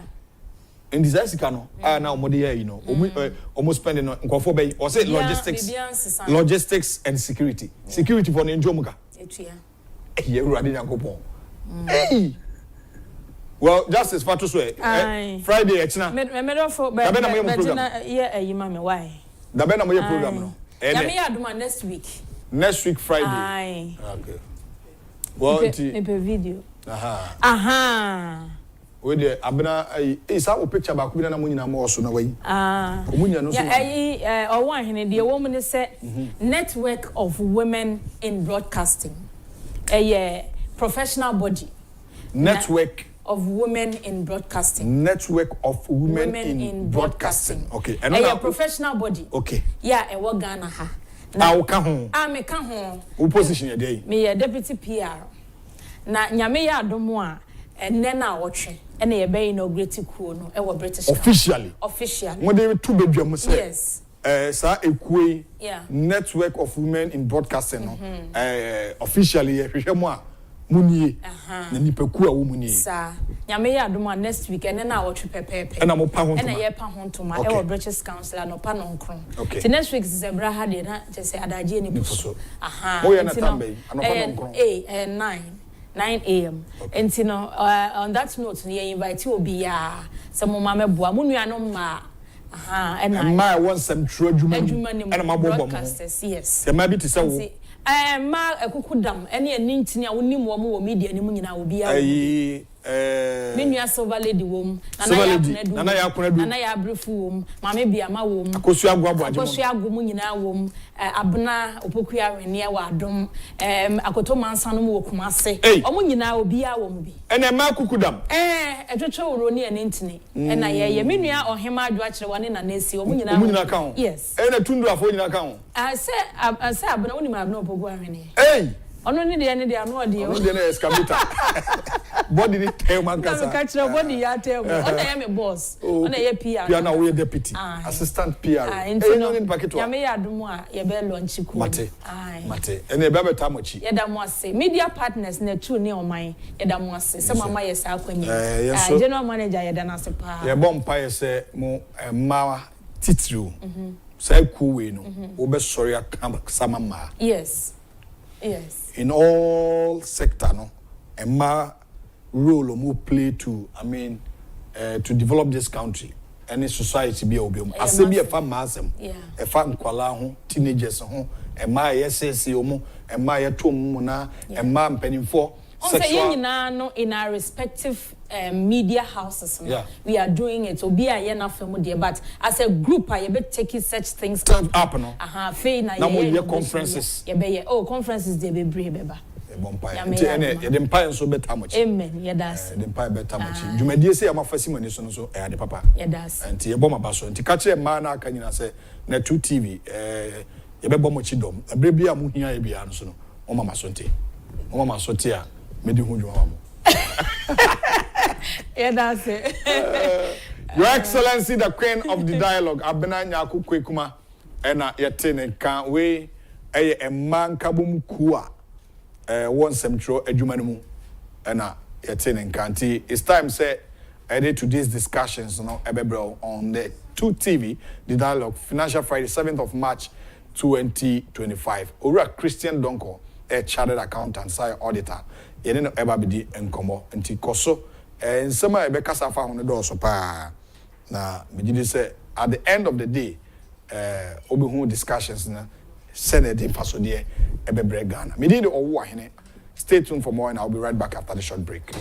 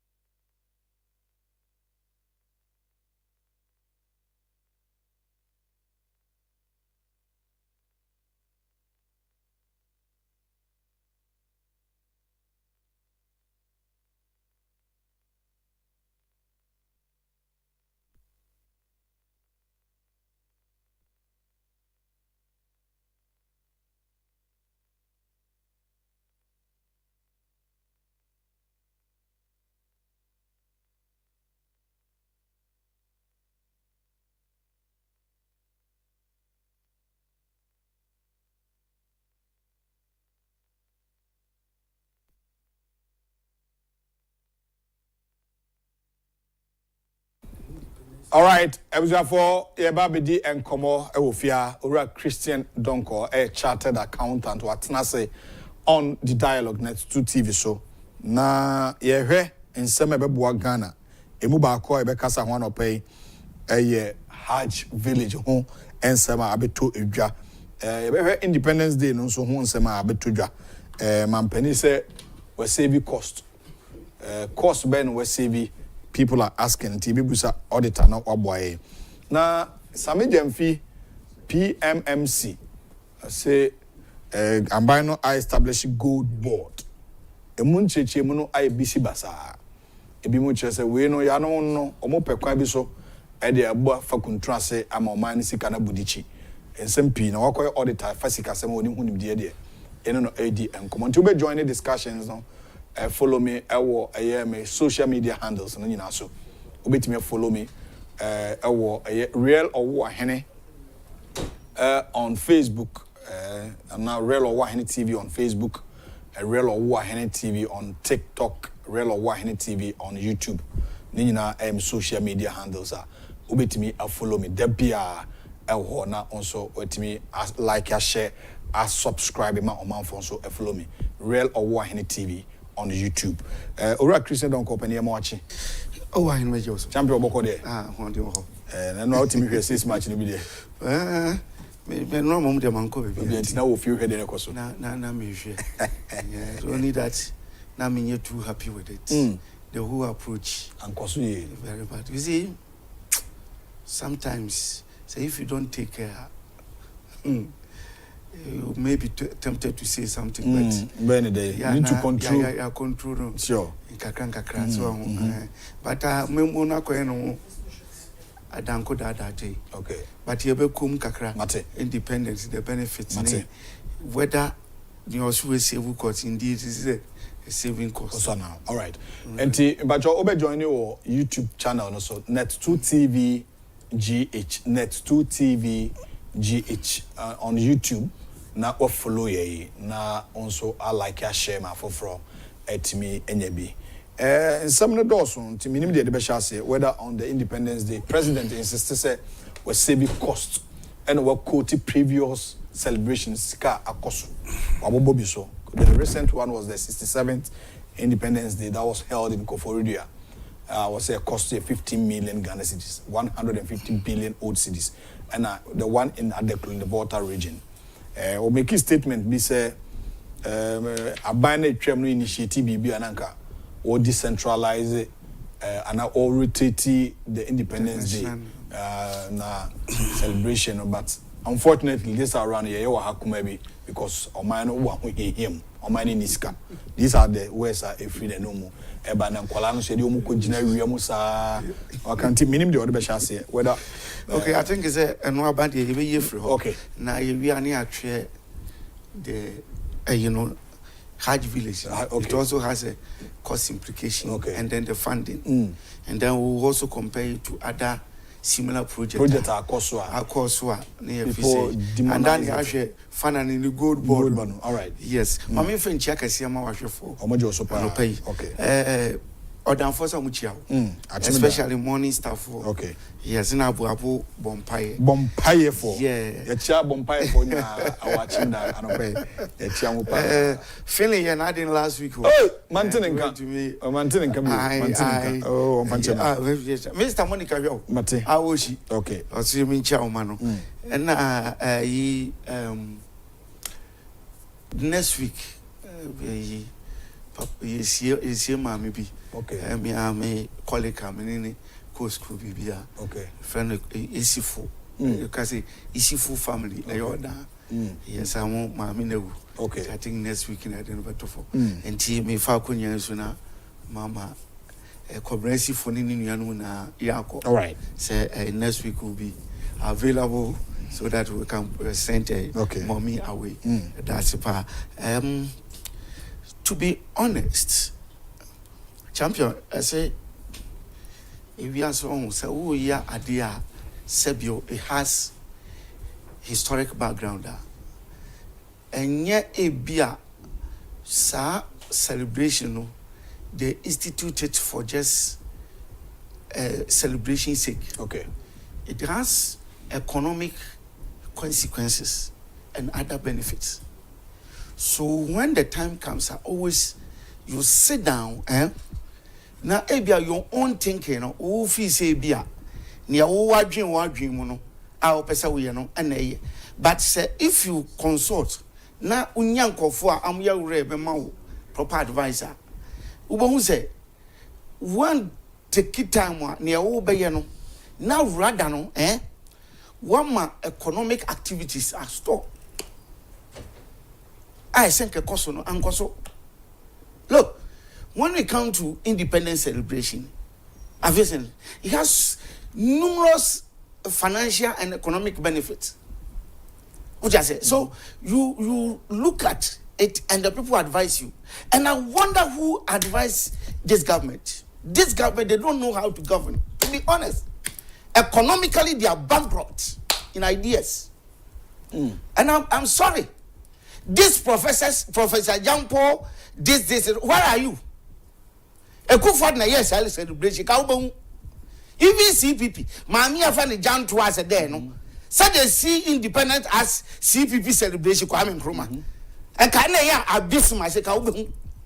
Look, let me tell you, independent champion, master. So if you advertise it well, once in a year. The tourism, those from diaspora. Look at Africa where. Uko lotteries wana. Amaya African market mudra. Who they're doing the independent. When they finish, look at foreigners trooping to buy things. Go there and see. Agyapong. All in the name of Obipasa or downgrading Akufo-addo amemweti meyena bibie ni hor enti me kasina Ghanaian fuetu. Please, this is not what we want. Okay. Share Independent Day that day. Opa ko alcohol na ko share economic activities. Omo amuto nsuo, omo amuto ekutuo, omo amuto this. A boost because a large number of people will come. Enti that activities ni na wanye enti amanfo amoton this na munyina astor hankio this. What you say? Now in addition to that, if you look at this, transportation, independent in the amo high car near the activities transport also and also boost to the income of Conco bottom.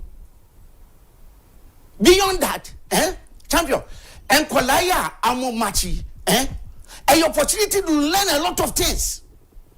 They go there once. I identify it means a student say you call tourism. Opportunity to even go there and match alone. So I say bring certain joy and opportunity. What you say? All these things. Now you are downgrading in attraction. All in the name of course. Now who besides say you know Krampo? Besides say if you want to cut cost. Is it Odi Kwakwa said them no was never cut cost? Because one, independence when are we all independent, do we pay for it? Do we rent it? These are questions I'm asking this morning. When you come to brass band near here, soldiers band, the police band, and no government don't pay for it. What does it? Much pass young Kolai or being school beer. Yeah, right terms because of one much passing tea. I know you don't pay for it. And I work as security from Bob and also you're in Chiamu Question people. And it means that the cost now most spending and you much I'm to Chomenu. You call high kitters, I can see. Now my young Diana Kobu Parliament House near the we are now called near the cost at also. We are the chance for Aboka. And so I'm asking you, say, near the independence, Chiami cost the womb. Because you don't rent there. Even if you go to Kumasi, Kumasi has a Jubilee park, which you better all the time. So you don't rent, you don't pay rent, you don't pay police people. Allowance a crab baby abaya and get to be able to be. What you say? And Kolaya Komachi, you don't, but rather. Economic activities will be able to boost to economic activities. People go there and people buy up to be cotton near the all these things. I say no in the name of mechanic cost. And I will be says I see previous one. They spent about 12 billion. But oh yeah, because of food, you are almost spending 15 million. So the cost cut no ever. The cost cut any day. You see, me who I am advising economically. But now I'm thinking, say, can they have professors be more?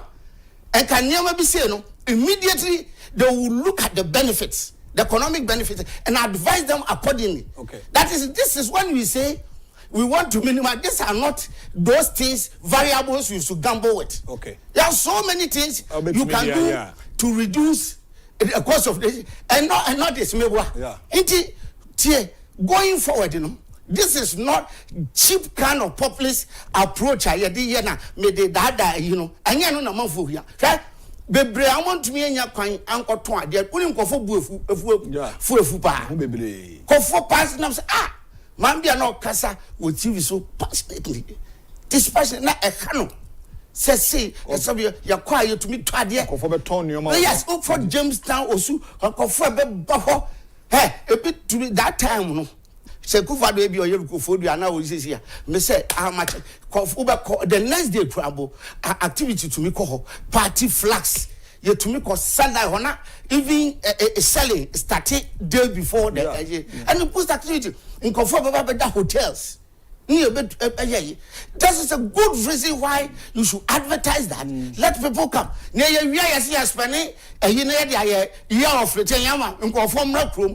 see, we are killing everything with our mouth.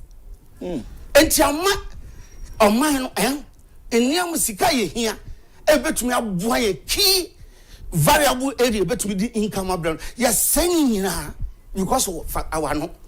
And these are the things we need to tell us. Look, and yeah, about you can gamble with every other thing, but and yes, how do you win? So what I say, because such celebration, it has a key potential for people to generate income, to help them post activities, opportunity to people to come to advertise what we want. Unim se tori a bar, obu okra for the first of it through abano.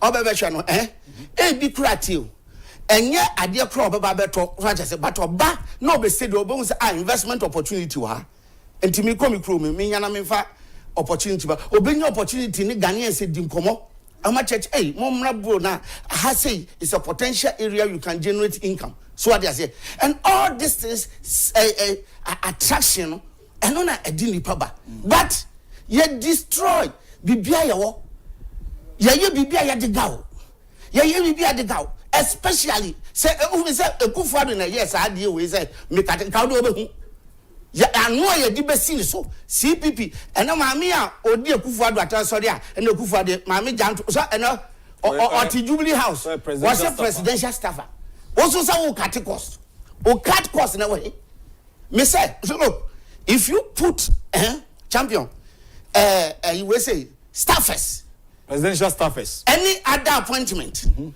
at the bomb power champion a bro 100 and over 100 ministers and covers also ministry ni akofa we are staff special staffer to agree that me say amukra no uboka wo mo ho e prase hwe and I adanko dada dey me ya champion I said me ya di say no am ka say me ya no me ma fans bi wa no ma kwaji face and bibi basa.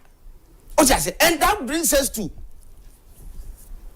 the tourism potential we need to develop. Na a helpful nation. Now, what to say? There is a huge outcry about the Hajj village that they are putting up. And some be and they be asked a question for funding from where?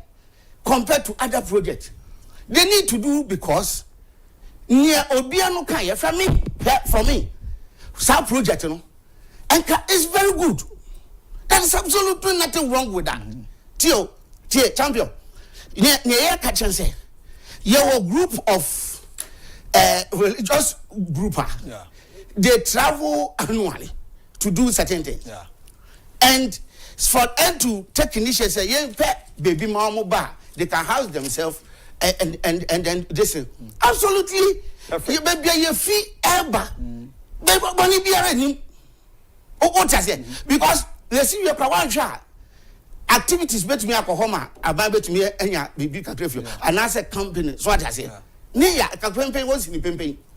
Try a project with and akufo-addo and a bear and yet in Nipanua and match on the entire non tear akufo-addo. So one say, yes, see pillars I started prayer foundation. Yadi. Look, yeah, no, and Antina Mount for Sukasa. Say, and the argument now, now, who say, I know a what about the National Cathedral? National Cathedral, look, let's look at. Kaji for na hifa na mkwanya Mecca. Mecca nya som na mkosum. The bed na gasisuna cathedral. Say a Christian and cathedral. Obi kro ko hwe keke nani ko hwe keke. Do you know the dollars they pay going to the Mecca? It's not easy.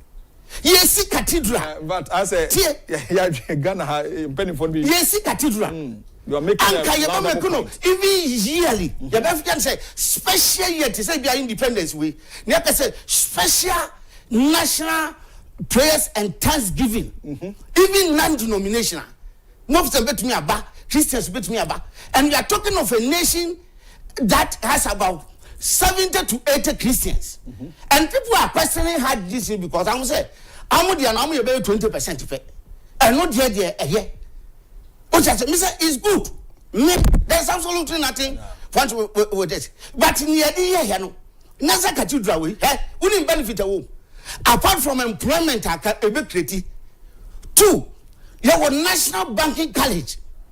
Able to make training and call former W woman, Agyapong, and our Christosuma.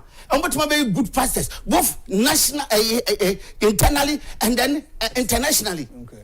A bit to me from Anoniaba, I bet $12. I acquire knowledge in the Bible. Now, I so far here. The facility has a big restaurant that people can rent to do all sort of party. Weddings in here, it has it. It has the potential using it for other secular projects. It's an award here. I'm some musicians here. One baby at sometimes I'm international conference center. Wow, and you would imagine say, see a national award say, Nasa cathedral, send you say design near Yenufana, yet to my award, one gasa, apart from one gasa. All these things benefit. Yaka pretty say a bit maybe 1.8 billion a year they have Ghana. Yet Germany are radical the progress. She are so far. Now more national cathedral, I'm so Danka William now, and now I supported it because it's a very huge, it has a huge potential benefit going forward. And look, let me tell you, Obiaka said, a Akufo-addo vision, and also a vision that sin who is your boy. As Sophia Mibubote, and your vision, they consulted the Akufo-addo. Such is a long time, we need to get a facility like that. Akufo-addo vision, we see you on the corner. I saw for the said Uncle Williams, they try to be good. Because at the end of the day, we do national event, shall grow for you. And we are now making independence. And you sit down with, and I'm more call woman, I'm more to correction. Yeah, the manage, you know. Yeah, they call soup, and they call show. What is wrong? And this moving and saying, one and I'm going for church, and I'm more to correction, because here, and the more pastors are called Shifo. And Anka, you had call, you didn't see National Cathedral, I'm got to here. Because I want a residential pastor. After victory, there's going to be a national Thanksgiving. Thanksgiving. So BB special, but as I see a posher and Kolebu or Kolebu, children, you bet my appeal for fun. Oh, receive big money, dear call. All this numerous potential, we've downgraded them. Was there? Wouldn't be I'm calling National International Conference Center. And I'm see you on our home. Sir, I could shoot for pastor. Or we have the same choir back who Kumasi. And can you see when I can national Bakua? Masa at National Cathedral now home. Some see we are coming champion, Sikaka de Baba. Because Mecca for move to car Meku. And to Kebisu every ho, the Agyapong, semi Baba Shekeke. Now, only inflow of Ferris and Kadiba. You destroy a deal when now in the name of sir, a akufo-addo, so obey no funding no free. A him find a funding free. And you be son of Christ in funding. Sabio, I buy project bay. And I buy only component to this show. Obi tell me government portion a project be a government don't find it Nisika Kakreshu. Government akufo-addo yes look. This project let us all contribute. And to me I me donate from government side a land crampono a bind there. And then let us seed money. Akufo-addo said it. And I'll make you provision kakra. And look why it didn't form part of our national budget mainstream item. It was miscellaneous. Yeah. So what I say, yes, as a contingencies. And what this year, contingency will be anything that come. So with the discussion, we say, I don't know necessary to get the national cathedral at least something for them, so that they started. That's why they got initial seed. I'm going to architect for then the nation contribute to it, right? We were list of pastors, churches that contributed to the national cathedral. Which I say because it's about 80% Christians. Now, Osha, Pentecost, every pastor, Danka William Church, or donate big money. And I did there to support it. And an individual champion, me, Masani Bia, a true mobile line, I'm going to call it, Masani Bia. Because it's a good project. Yet they are no a destroys and you're politicizing. You're politicizing to the extent that just say, and we know any project any benefit in now and yes I simply because a put forward when you put up that edifice. It is a put here. One share bet my and shall so dear be a mobile a group for destroy. Let's criminalize it. And they started attacking pastors. That got close to the and he did turn to him so. Also for you know Kumasi friends Kusibuatin. Mudina Temwa. Meanwhile, no crown initial money now. About so you say Embano. On why you send $2 million as a deal. No division say your man in Konesi Canaba. You destroy all this thing. Near who could you talk rapper? You want to tell me that Professor Papa on United Pentecost or your convo? Is that what you want? Who can tell me? Madame Dressai, look, me whom I know had those times near what school no education minister. Who such a humble woman. Even after public service. If you look at mommy, what a sort of light. No all preachy. Next I say mommy when I say, mommy will walk with the tablet or your conformer. What go to me a high diana. A rent at so say I could tell 10 times. Who to me rent it? No, mommy, I shall suffer for whom look at the lives of Archbishop Pramabakas. Who could you talk about say Archbishop or your convo? Who this guy? What have you seen? And arrogance, impudent, what will the video be? Or Kofuka.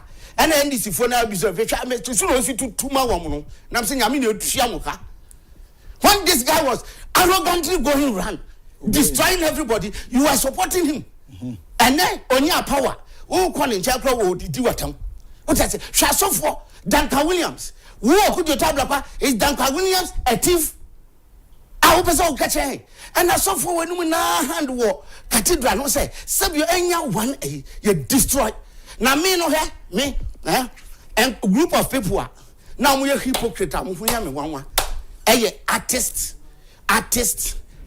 filmmakers, sound of one. I'm a hypocrite now. It's in industry, tourism, ISR. I'm industry because I'm kind of pray. In the sense that, Master Yesi Cathedral, it will be of high benefit to them. Especially musicians. I'm to gospel no. And Kadewe enye very good my home. I'm to gospel no nationally. In the likes of this particular guy, or to Nyum Jianam Penasam, metal or something. Joe metal. Than as someone, this a high profile yet a yibi to say that I say Bakubi, Mammy also a year a yibi funny, Hali Tari, a musician Bakubi, or yet annual a yibi. Tahila a very good. Such occasion, not the corner cathedral. What eradicate this project? What I say, and go forward now, and we are conform. What you know all this benefit, and I'm this character. Am I destroyed? Yes, so mu and young politicizing now. Because as you said, the Hajj village is perfect. I don't see anything wrong with that. But here's the case, sir. You can want some money. Yes. But where do you? Is that how hypocrite we should be? No. Because simply because Akufo-Addo knows or see obenti yen this right. Now dey call Akufo-Addo ashade. Why should I trust sword for you to know say hey make us I mean see haje me kwa ukwa as foundation. Just started Akufo-Addo pension started. What I say yen jiri wiase ni yen yesa. What dey now when they dig where the funding is coming from, it's coming from Ghana airport. Now Kwacho for Subeka. Me ma kase kwacho for sini Sami Jemfi. Muna ya na mo tattoo say the knowledge of well knowledge. Na me Sami Jemfi I don't communicate from party no. On data bank say as under second no and I'm who say we on your me writing off. Because you need knowledge. Or see a data bank, a bank of Ghana, see, and I say, look at him. A chair boy and with disgrace, no. And say, such a person, look, would now say, Ghana, we say airport company is USA is a registered company by shares and hold entity. Company ban young registered by shares. And the question is that you register company 100%. The thing is that who owns the shares? Is it not government? And the government in all shares now, the company belong to who? Government. And it's a Ghana company, airport company. I'm going to project. Is it not government money? Government money. As someone who just hold back and as a who register business registration, I say professional. As someone who back and any offense of Ofosupache. The thing is that money no any what I say and I find a Ghana for a dig it and I'm for 20% and I'm going see na ye Christopher Nankasa and ya so for no and I somebody hit it so the catcher say ye nyini papa ne ye jai hypocrisy no ye jai otherwise at a Christian dominate or also 80% and the proper being who because a Christian community because Yankasi be destroy will destroy everything. What I say, and now we are catching some Muslim for your minority. I'm a minority today. Go to France. How could he go and look at our national mosque? Me, I've said it that there is absolutely nothing wrong with that. Yeah. What I say, una own national cathedral. Only the nation one day, I'm going to national. I'm going I'm a great. I don't know. It's almost Amazon. Look at it. Also, it's your footbridge because to cross the road. Very good. Very nice place. So, who Christian in one Saudi? Who no one Saudi? And I would do what you see, the Muslims do not, speak against that. Papa, we near friend Muslim for him. Chief Imam. Me pronounce someone papa. I'm telling you because you see, Mammy Chow. Me check. I'm a contribution to National Cathedral. No, come and I saw the man's money and I'm saying, wow. Obituous can be. Well, no support to him. Yes, can be now. Chief Imam. What I say? Because only the benefit. It's not a NICC as a Christian. Musia Yabako. It is even National Cathedral. Yes, one more. So, most of the class I'm to me, you can go and do it today. Yeah. Regardless of whether what I say. And I na yabako say ya koya sorry na national year most of you betumi ababi what you say most of for call my so dem na invite year say Christians to me kobi meboa it absolutely me be any funding but that was I mean to support your argument that was 26th August 2021 Ghanaians should listen. 26th August 2021. Mekai Mawati. The chief imam donates 50,000 Ghana cedis towards the construction of a national cathedral. That was 26th August 2021. See the whole Canada. Another way. Papa, we Christians. There be 500 million. We are Christians. But we be a character like Kumchacha. And no one about you say be a wager. Look at him. To me, could Jaha, the president said, "Oh, Castle now wish a year. Oh, Kona who could find one wish I won some in Jessa was sandwich. Kumcha, such a character. As a national chief imam, to make donate Sika to support the project. What was on the way a sofu? And what a TV so book to get some mama appointment to. He says a shame. A man appointment for what? And I won't have you know. That be. Well, I call United Showbiz near you know, Saturday, you know. In his capacity as what? I was so on fire. I saw for now. I'm sorry now. I be bringing to one function is on form. He be said committees. I'm on the committee there. So on creative portfolio, man. Portfolio, not on down, man. No on system. Near papa, near one. Not the neighbor from. And I'm saying, well, look at you. Me was Obane host like no go to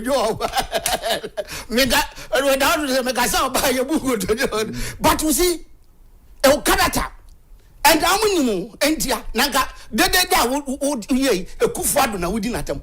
On this aqua, and now what then a Nidiato, a cramaya, say a friend of dog will say, bulldog or whatever. All look at him face across a dog grandpa. To sit there. Akufo-Addo brought bread was assassin walk of you know. What kind of and people entertain this one on TV? What I say, Papa will do 80 years. What do you say? What do you say? And you see that statement now for Kanu. Do obey who near Babaniso. Me say, obey who near Babaniso. Who bulldog? To me, catch a Akufo-Addo said, or got trophy, or best so far, Akufo-Addo, Diawo TV so. Watch what will happen to you. All those who you've insulted the Akufo-Addo, watch what will happen to you, including your Kuduta Blakwa. Maka, Mr. Until the cathedral is finished. Let me tell you, me here diabo, obeying the repercussion. Okay. Because when you myself for a bonfire, I demand this project. I want no Yaya baby will shout it and to what destroy every pastor. And now you have seen it. Who's from Ora? I don't know won't take members of the cathedral won't farm court. Now we say, well, submit my president. The issue is that not even an ant has taken that money from a Okay. What I say? All right. Now, yen destroy pastors because, and we see, pastors too, I condemn pastors with little faith. Because Bible, or see you, if you have faith, as little as mustard seed, then you can command mountains to this. Temptation can create. Stand for God. You put a cathedral. Mama, this character. I destroy man. Messiah, my resign. Messiah, a project. You have financial advisor like Deloitte. Sika, you better keep paying piano. They pre-audit it. And who will take money? Now maybe some pastor now would rather be than can you say, have you what kind of do see kama ama to see kana question when you are withdrawing, why? Then in the first why do you even donate? What I say, might destroy as say bibia. That's why people were putting that question there. Say, will be what destroying. And now we're there and there is we're quite there 100% government funding. All right. But absolute truth, me na make I say, me who anything and Kasebio Neshi Yakoyedim. Say if we build it, now at the end of the day, no, a bet me the BBA Brian. Me who say BB Pop Bonibia, no, what I say. I have Sammy Jeffy just say, oh, you basic park or Hunty Park and T Park, and you bet me the IGGC Canada government look at it. All right. All right, Christian Donko and Dinkomo. On that note, we have just a few minutes to wrap up today's discussion. But on this gold board, Abano instituted one company to be recognized on the better gold. Confo raise concerns bebre. Say Ebasana, DNA beboa. de na kwakọ faba ojidi se kwabone ana ojidi se dream bi na umpese omodi anane ho semte say gold board yeah. Now mame interesting to cocoa board. Okay. What I just what is cocoa board? Cocoa board is your say. Remember, say you can't say cocoa farmers are only individual. Yeah. O kura cha betuma be cocoa farmer. No akwa kura say me cocoa situa cocoa. What I say? Enti enye nipa individual bi na amkwan ya mandate to betuma be cocoa farmer. Okay. Enti cocoa so what I say. Now before even the cocoa board individual, say na oye cocoa farmer one na okokoton wade. So what I say? Foreigners to me ba now my better companies near here so on. But sometimes na you see when you go to international market with a common strength price sometimes it's better. Okay. So what I say, so that is the idea. Say your form cocoa but not see one more. Then we mandate it to buy cocoa from all individual farmers. Then we can also export it. Then we'll go and take good price. They could take good price. Now yet to me, so the biabema farmers, now buying so in your profit kakra. And now added to that so individual farmers na you could baby on a whole. Say when ya are buying office be and a cocoa office be no one fan ko han kotonwa. Even also one cocoa from Abia a chance your grassy adia bakra. And then he found over. So what I say? They came in to provide money to buy from the villages, farmers, and everything together. So and then it's shifted to international market. Now yakunya good price. Oba now also ama cocoa farmers Abia this percentage. Now abanzo enya kakra. So what how it goes? Now when you come to the board in Ati. And kofa ne to go to ne diamond dealers they come and then sell their individual products. Yeah. So what I say, come and you near gold house near the other. Oh, wa cotton wade now why so what I say. And they were selling their own thing until now. The president some inform what is called gold board, and you see. We are said, dear Bia, Ube Biano. The same thing will bounce back to you. What I say? Shall winning gold bond Yamobe. Since you are catch us a gold damo bian, or bien well bet me the Akoton international market. This or the Baho. Fabra, and we see a president, a year form committee, no one chairman. What will be that? A president of the nation. Say a form committee board which is our only board chairman. What will be that? Yes, to be headed by the president himself.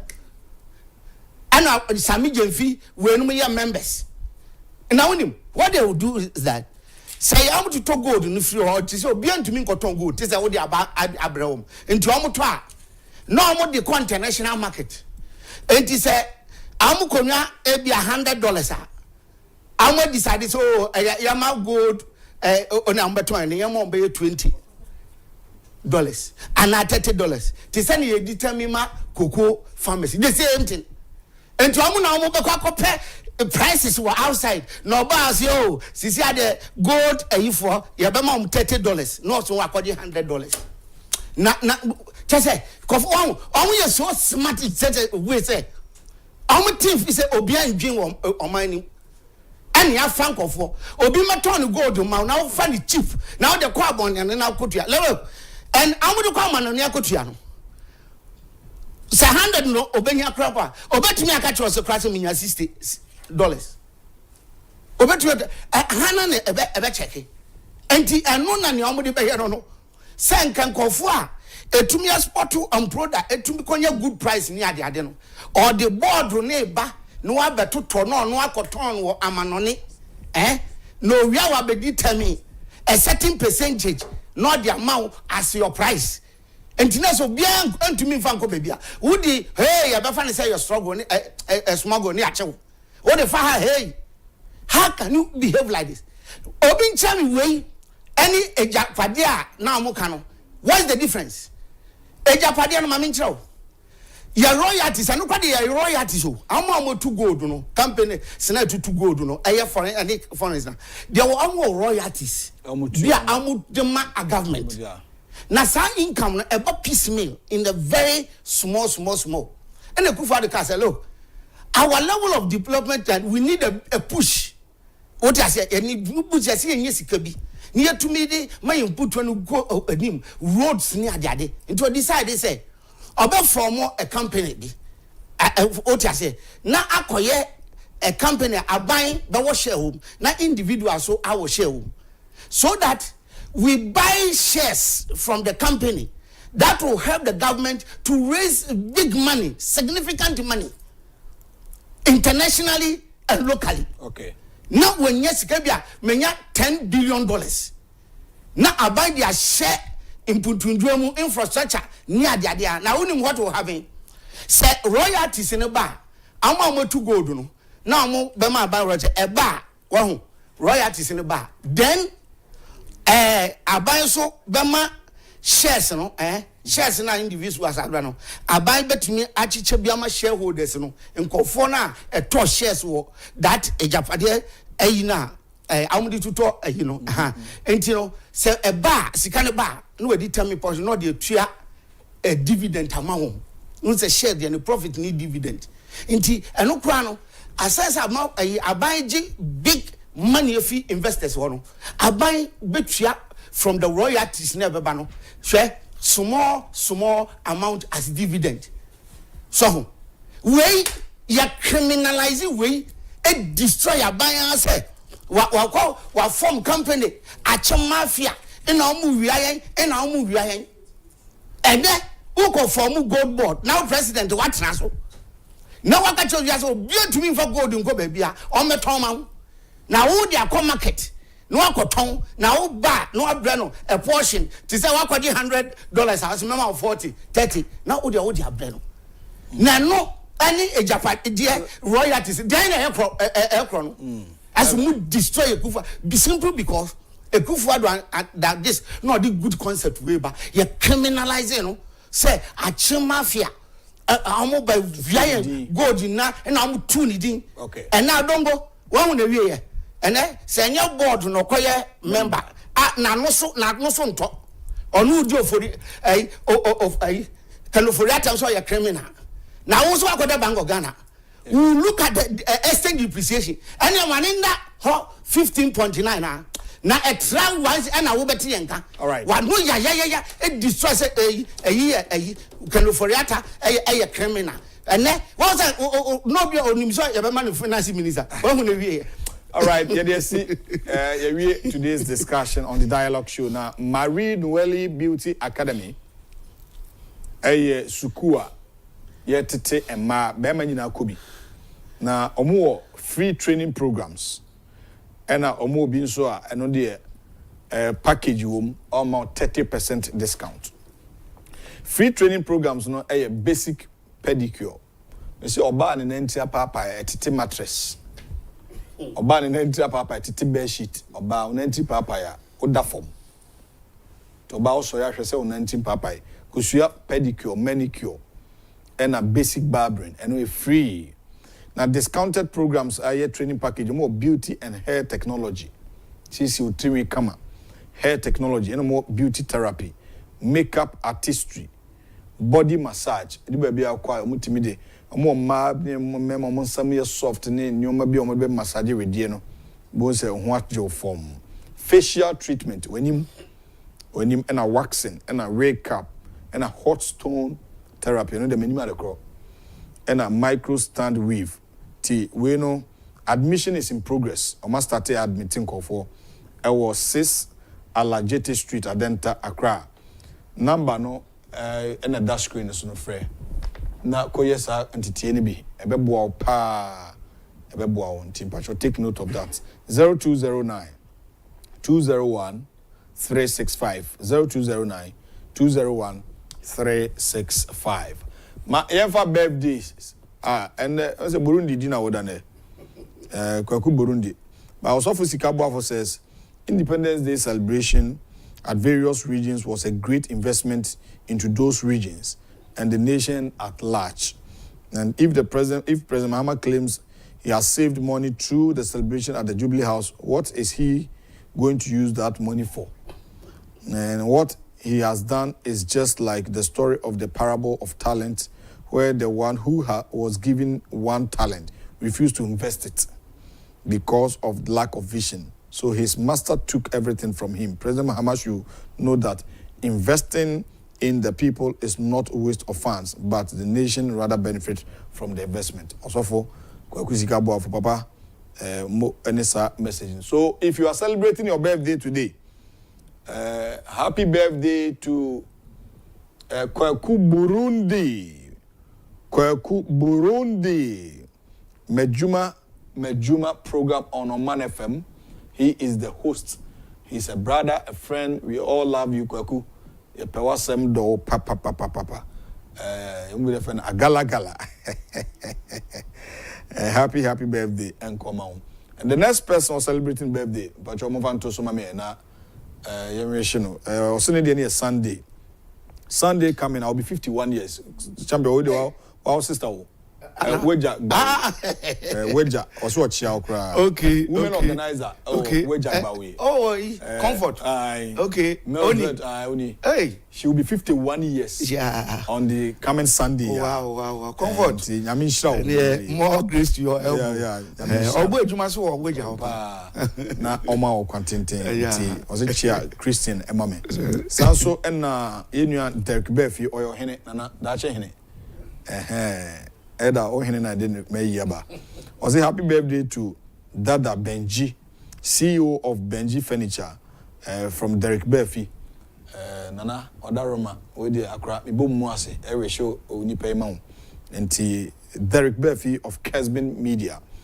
And I wish Dada Benji, CEO of Benji, happy birthday. I mean, Shauna Oma Ukwatente, Papa.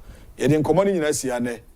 Na me that entire production crew ni na champion beda se for coming. Na me adoma Monday ye be san so ehia na yatoa enkomodie no so ofia. Me dey owo ahene entwebu esi akọ. Mama the messages by on YouTube ni yentimi anka da munyina ase. Up next national agenda. Na me adoma Monday ibehia.